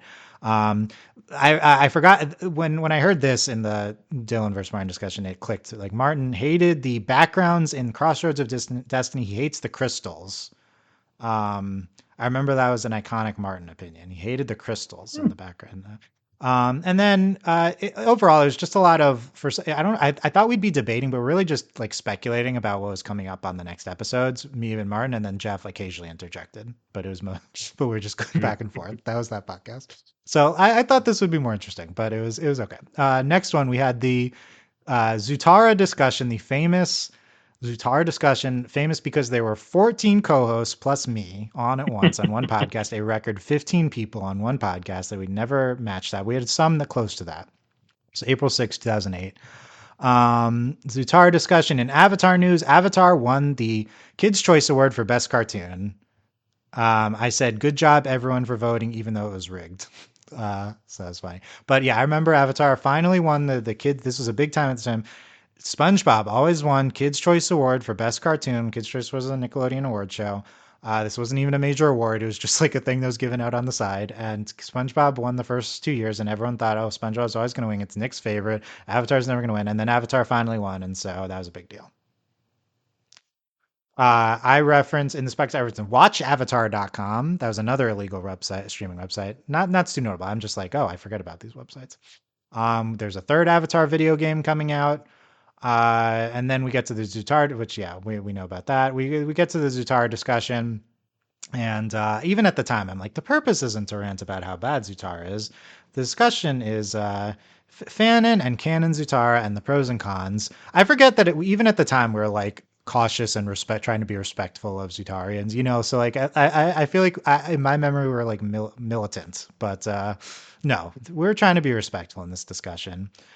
Jody said about Zutara, I find it creepy. It gives me the Ghiblies. Ghiblies. Okay. I think that feels of that era. I feel like the podcast might have been a bit more militant about Makora. Honestly, I think we were more militant about Makora, even than Zutara. Like that'll be fun to get to in Korra times. Mm-hmm. I think we're like, you just like cautious of inciting shipping wars with Zutara. Honestly, I feel like that was the attitude, but we're trying to give it its due here with its own podcast.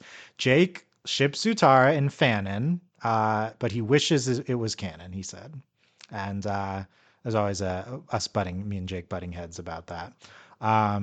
And it took us there with 15 people. It took us 20 minutes to get through everyone's initial thoughts on Zutara, and I'm like, I'm out. So that's all I got for the Zutara discussion. Here we have next podcast 37 on April 27, 2008, the New York Comic Con discussion. Jeff referenced the trailer that aired. This was a fun one. This was Allie's first podcast, is the New York Comic Con discussion on April 28, 7, 2008. Allie probably has the biggest difference in voice from child Allie to now. Is very funny if you want to listen to high pitched Allie. But to be fair, I have the second biggest difference in voice, young Dylan to current Dylan, so I can't really talk. But it's pretty funny hearing Allie here. Oh yeah, I opened this podcast. I'm very tired. I like sound extremely out of it, and I'm like I slept a few hours before for a few hours before this. I don't know the context of this, but it's like okay, bad podcast etiquette, Dylan. I was very out of it. But we had a recap of New York Comic Con. Colin and Elisa were there. I guess Allie was there too, but Colin and Elisa are talking about how we're recapping parts of it. So I forgot about this. Mike and Brian showed the first third of the Ember Island Players episode at New York Comic Con, in addition to that trailer. So they showed like the first act of the episode. And this was before we'd even seen Western Air Temple. So that is interesting. Mike and Brian had a joke where they said, here are the designs we sent M. Night Shyamalan for the movie, and it was the characters from the play, which is funny. But the more notable thing to me about this is we are like referencing the M. Night Shyamalan movie like during book 3. It's weird. It's like it hasn't come out yet, but we're like referencing, we know it's coming. And so like we're like for some reason it just feels like anachronistic to me, but it like that's the timeline. It's like it was announced and it was like in production by that point. Yeah. Fun stuff, I guess. But most importantly from this podcast, we go scene by scene through the New York Comic Con trailer that came out. And I think this is like what we're known for, is like there's a trailer, we go scene by scene through this. I mean, it's not that many podcasts we've done it, but I think we invented the scene by scene breakdown of a trailer. And we brought it back a few times in Overly Animated, but this is one of my favorites, though. I remember there's the Korra book 3 or 4 trailer. I can't remember which one. That was an iconic scene by scene breakdown too. But if you have a great trailer, and this one was a really good trailer, as Jeff posted in our chat before when we were watching it. You know your show has made it if we do a scene by scene breakdown. That's my reference. There's a few shows we did it before. Oh yeah, and I wrote down here 9 minutes 30 seconds into the New York Comic Con podcast if you want to hear high pitched Allie. So there's your timestamp. Allie said Zugang yes is like the first thing Allie says on the podcast. It's very funny. We're speculating. So they show in the trailer they show part of the Ember Island Players kiss, and we see Katara pulling back from it, and we're speculating about what's happening. And I'm like, I think it's related to her being a block for the Avatar state. No, but that was the speculation. So, but I cannot overstate how much there's like, oh, this Avatar, this is going to be a major plot thing, and it wasn't. Like that is a big component of all this. And I said Azula would become Fire Lord. It was one of my theories, and apparently I was. I mean, I guess I was technically right about that. So I don't remember that theory by me, but there you go. Okay. Now we've made it to the actual 3 podcasts for this one. Any thoughts in the intermediary? Let me take a drink of water before we get to podcast 39. Okay, let's talk about the Western Air Temple discussion, May 10th, 2008. After it came out on video, this is me with Jake, Elisa, Josh, and Michelle. This is podcast 39. We're going to have fewer co-hosts from now, I say, after our gluttony of podcasts, or however you want to use that word, in the Zutara and the subsequent discussions. Now we'll have fewer co-hosts. So I eventually started being intentional with it.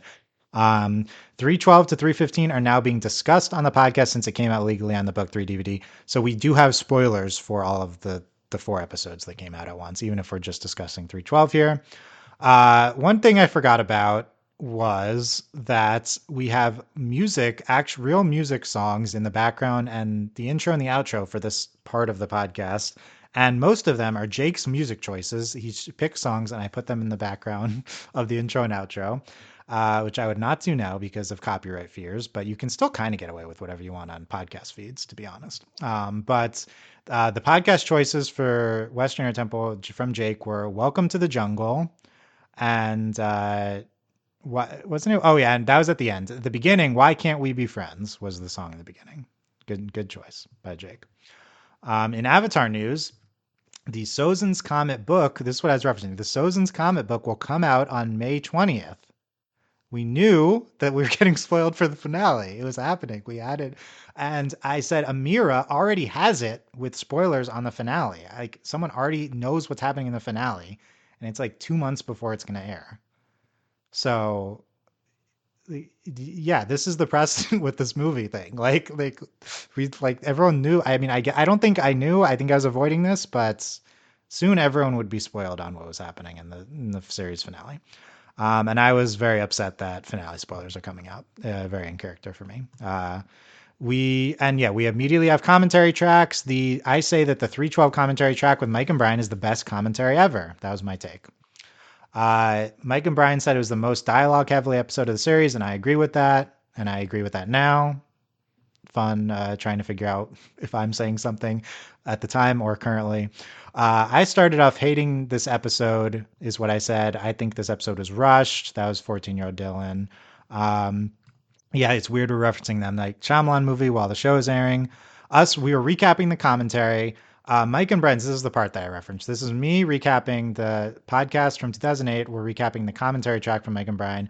Mike and Brian knew Teo, the Duke, and Haru were useless, but they couldn't see them going to prison, so they felt like they had to bring them into the gang along with the gang into the Western Air Temple.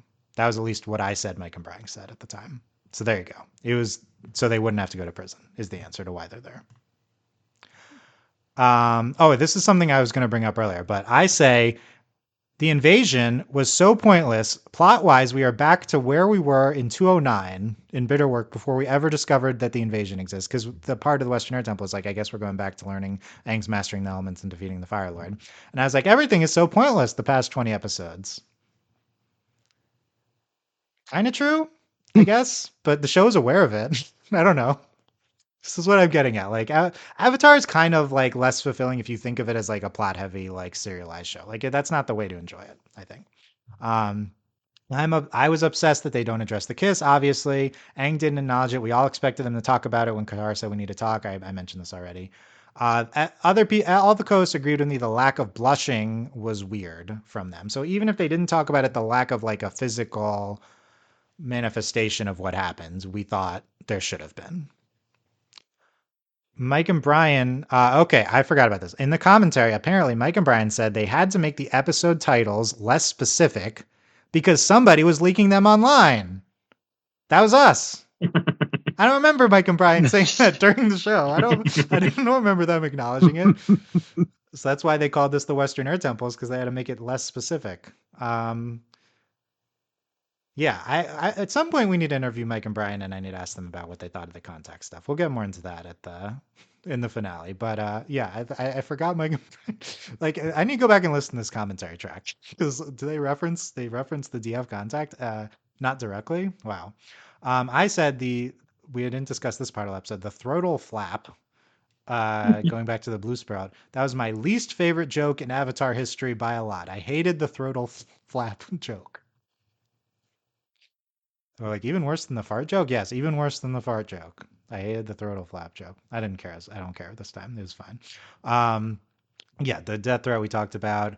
And I was just very negative about the episode. And I think my analysis now is 90% of it was I didn't like Katara's reaction at the end. I didn't like that there was no tank flop, and also I didn't care about Zuko. So I already said all that. But yeah, so it was a different perspective. I gave the episode a 7 out of 10. Josh gave it a 7.8. Jake gave it an 8. Elisa gave it a 5.5, but that was a different scale. And Michelle gave it an 8. There you go. And we end on Unison Zuko School. I guess we're in Zuko School now because Zuko's teaching them. That was what we're doing. Okay. Zuko School. Are we enjoying this many podcast recaps? I know this is a lot, but this, at least to me, this was enjoyable revisiting these. Bring it on. This is fun. Good, thank you. I have to say the podcasts are much more listenable at this point. So once you get past early book 3 and before, we do kind of find our groove. I am still, I think I say this somewhere, but I am still annoying about something like, we're like, oh, the writer of this episode wrote every single line. Like, no, I didn't understand how production worked at the time. Like, I'm crediting too much to like certain specific people. But honestly, that's like the worst part. Like, other than that, I think it's like very listenable too. So I can kind of recommend these podcasts, even if the earlier ones I couldn't. So we have podcast 40, the 313 discussion with Jeff, Elisa, and Jake on May 17th, 2008. Jake's music choices: We Didn't Start the Fire by Billy Joel. There you go. And then at the end, Light My Fire by The Doors. Those were Jake's music choices for the episode. Fire ones. In Dong Fang news, DF Survivor is starting soon. I forgot it was at this time. Oh. I believe Mel won DF Survivor. It's funny because I was looking what season of Survivor, in actual Survivor, not our weird fan Survivor, was airing in 2008. It was season 16. Micronesia was airing at this time. Iconic season. Currently, season 50 of Survivor is airing. A lot of time has passed. They do two a year. That's why that math adds up.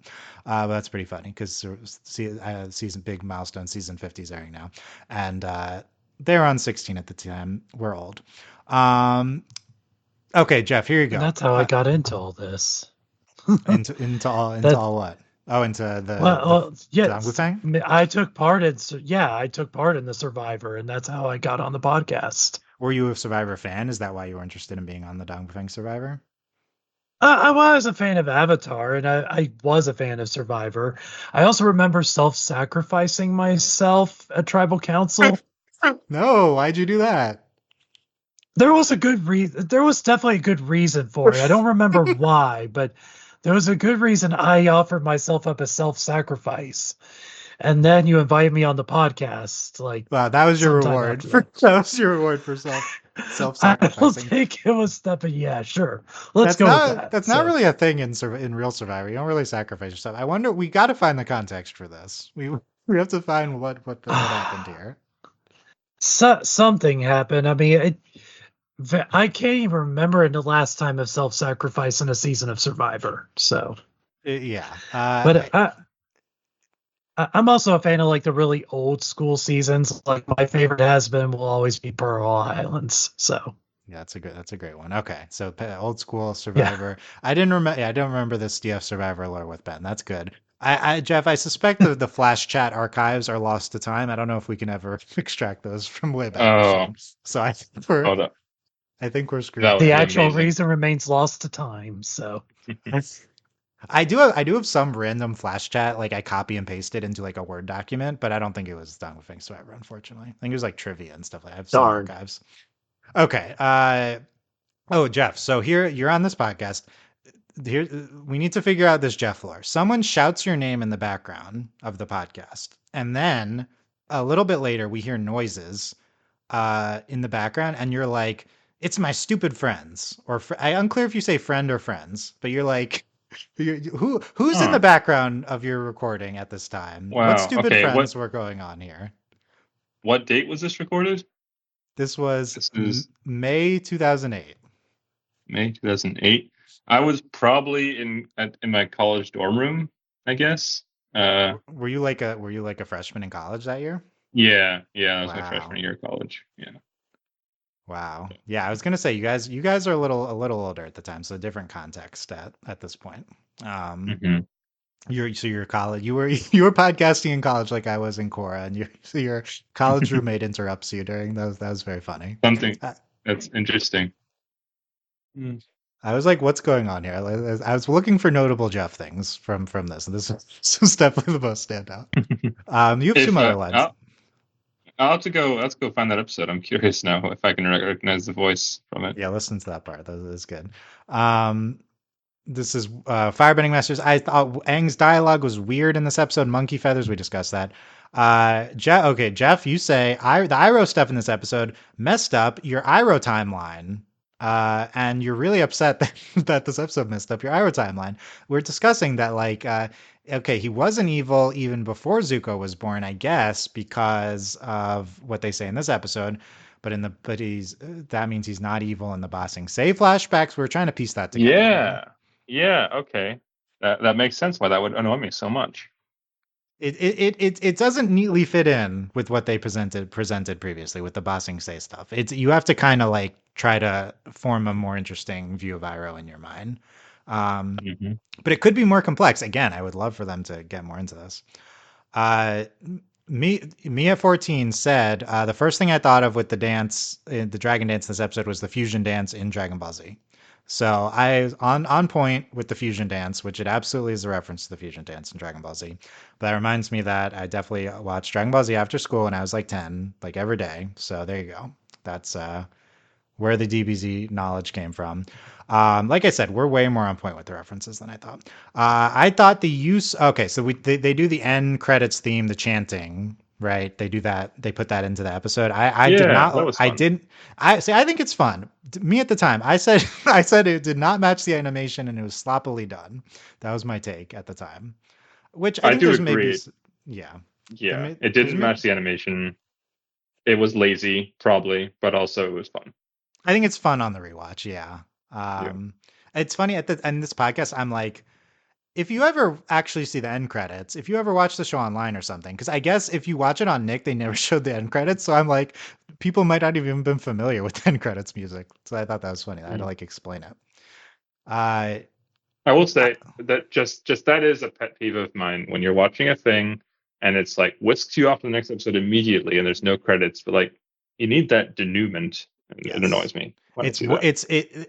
It's so funny because it's worse now with streaming because they are like next episode starting in 5 4 and you have to like Right. hit end credits, watch credits.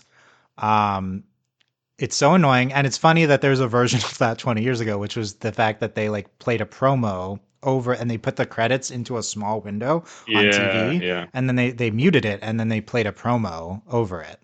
So Hmm. it is it's kind of like they had their own version of it at the time. But now it's like, okay, in theory, one of the positives of streaming is we don't need to put a promo at the end because it's not sequential into the next thing. You're watching it on your own time, and yet they still don't show the credits. So frustrating. Uh, Netflix, I like the way Netflix does it. It's like here's the button you can push to opt in to click to the next one, but we're not going to whisk you off right away.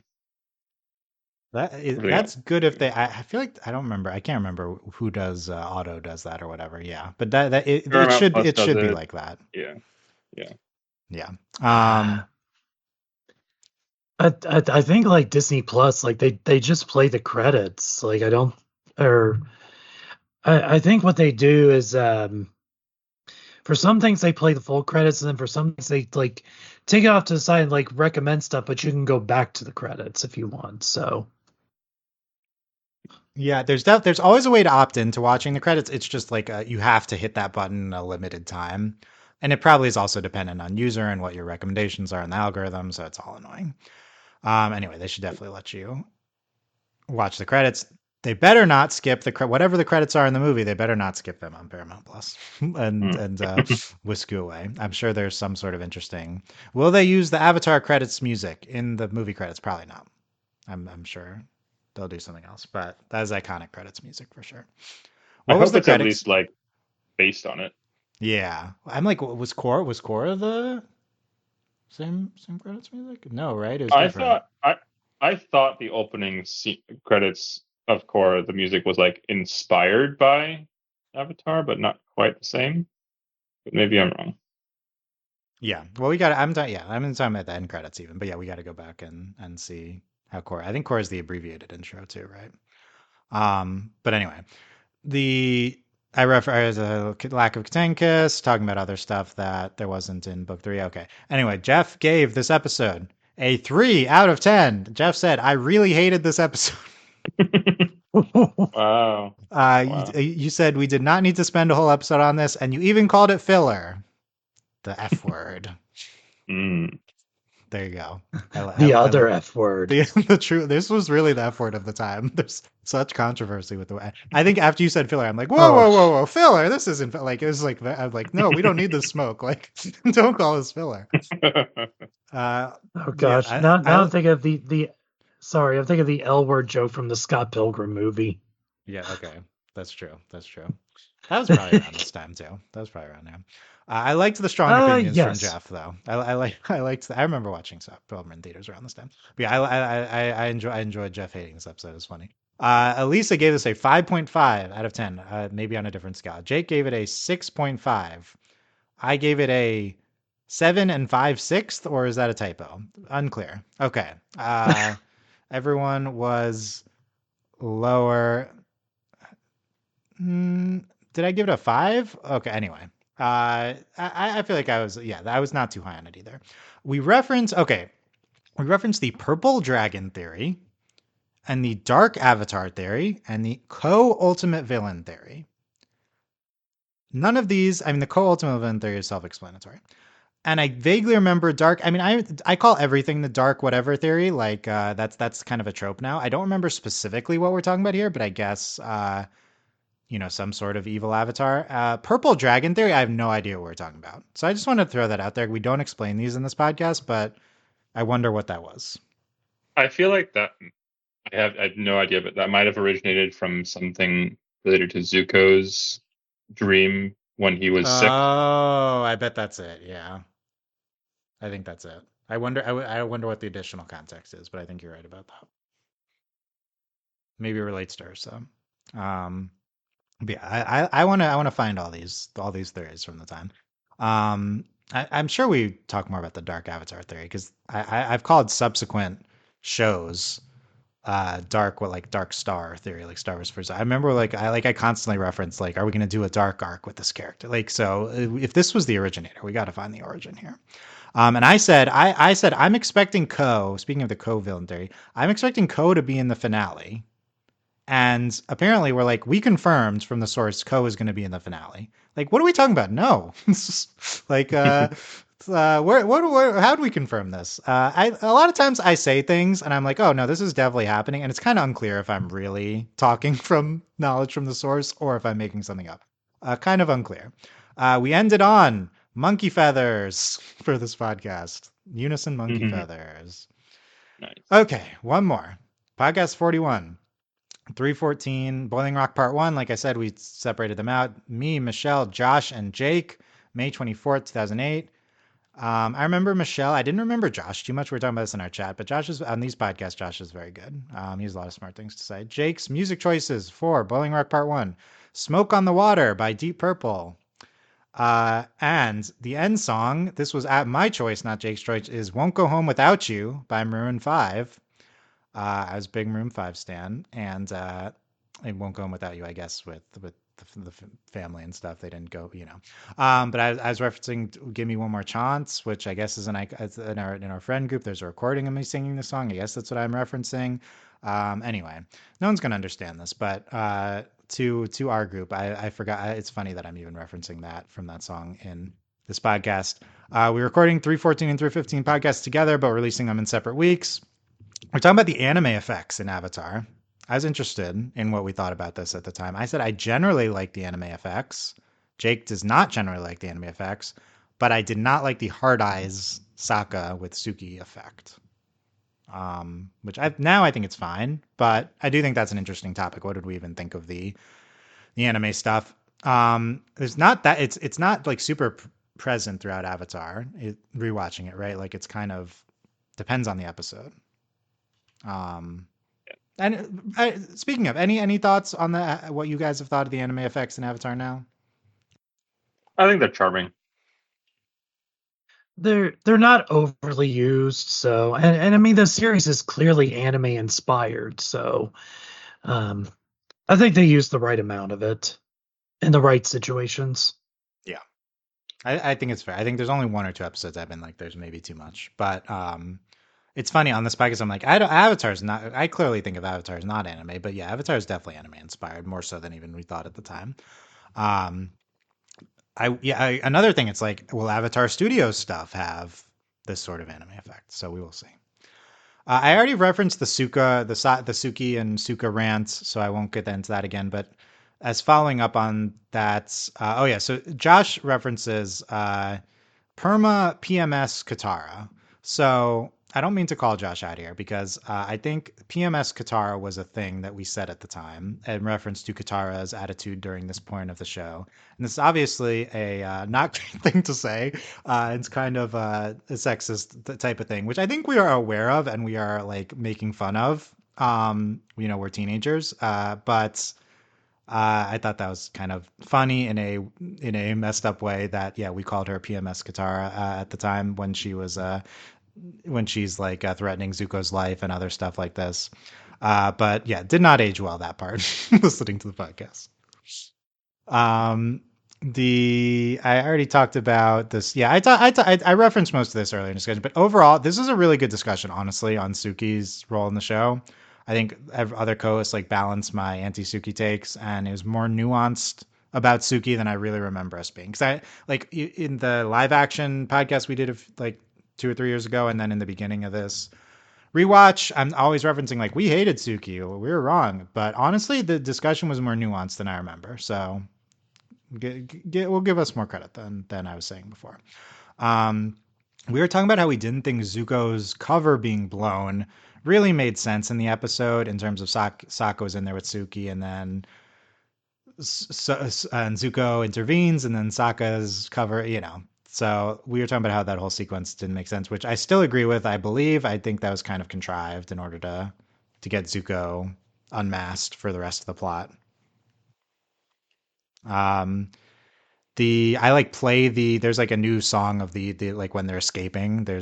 We're complimenting the music. I like play the music during the podcast. I guess it was just from the episode. I already mentioned. Josh says this was a 1963 movie, The Great Escape. Here are the scores for this episode. I gave Boiling Rock Part 1 an 8. Josh gave an 8.75. Michelle gave an 8.75.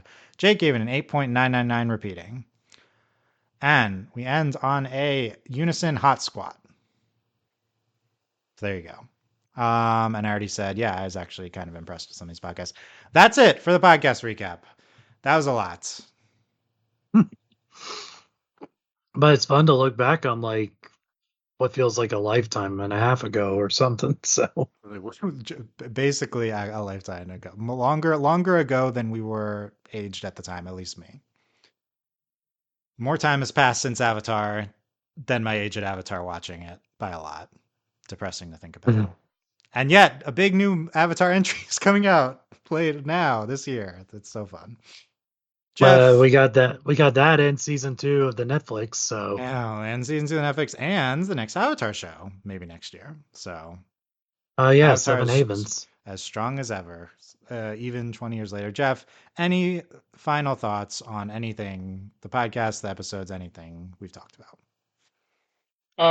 I'm just remembering that it was really fun. Part of like a really fun time when I started, participating in the podcast and weighing in on things. It was just a really, really fun crew. So thank you, Dylan, for getting that and keeping things going and running a good show. Nice. Yeah, thank you, Jeff, for being a part of this, and you were a big part of DF at the time. You guys were everyone was. No, I agree. It was such a fun and meaningful time, like in our lives, and it's fun. I wish I did some of the podcast recap stuff more in the series, but it's definitely a fun part of trying to revisit everything at the time. Ben, any final thoughts here? I mean, honestly, just the rewatch as a whole has been fun. I've rewatched the series several times, but every time you kind of get like a different perspective. So, and hopefully not too harsh on my first podcast appearances come next recap episode. So that'll be a good one. Yeah, you and Sam. That's gonna be. We will see. That's for 316 too. Oh man. I mean, probably you're not gonna talk a lot because honestly, I think that's the biggest trend. It's like people not, and that's the other problem with these early podcasts is I talk too much and I don't throw to the co-hosts like I do now. So that's it can be rough at times, but we will see how that goes coming up here. Oh yeah, the Zutara discussion was Mare's first podcast too. Shout out Mare who's on the Korra, who continued on to Korra as well. So a lot of people. This was like the hot time, I guess, when everyone was coming together. This end of the show here. Okay, I think that's it for me. I'm sure I had other stuff in my notes we didn't get to, but it's already been long here. Uh, you can leave a comment what you thought of any of our discussion here at youtube.com/overly animated. Spotify comments, leave us iTunes review, Apple Podcasts, comment on our website, come to our Discord and the Avatar channel and say hi. All of that. Find that link at overlyanimated.com. All that going on, and you can consider supporting us via Patreon at patreon.com/overly animated. Thanks to our current patrons, especially our patron podcast, Michael. Thanks to our star patron executive producer, Steve, Michael, and Phoenician. I will say, if we end up doing a leak discussion on the movie, unclear to be, and if we do, of course, we're going to support the legal release as well. But if we do, that pod probably be patron only. So that's a reason to get in on the Patreon.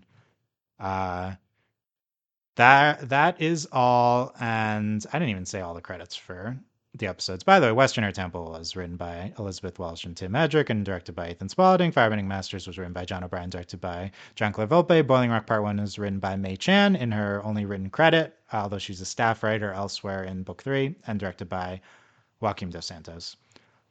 There you go. And I'm trying to see. Lauren Montgomery, director of the movie, was a storyboard artist on 2 of these episodes as well. There you go. Director of this upcoming Aang movie. We got another big group of episodes coming up, Boiling Rock Part 2, and as previously mentioned, Southern Raiders and Ember Island Players. I'm highly anticipating the Ember Island Players discussion, but honestly, this discussion today has gotten me hyped for Southern Raiders Revisited as well. So very excited to get to that. Oh yeah, okay. What are we ending on? Monkey feathers. Monkey feathers? Monkey feathers part 2? Okay, I guess it's iconic.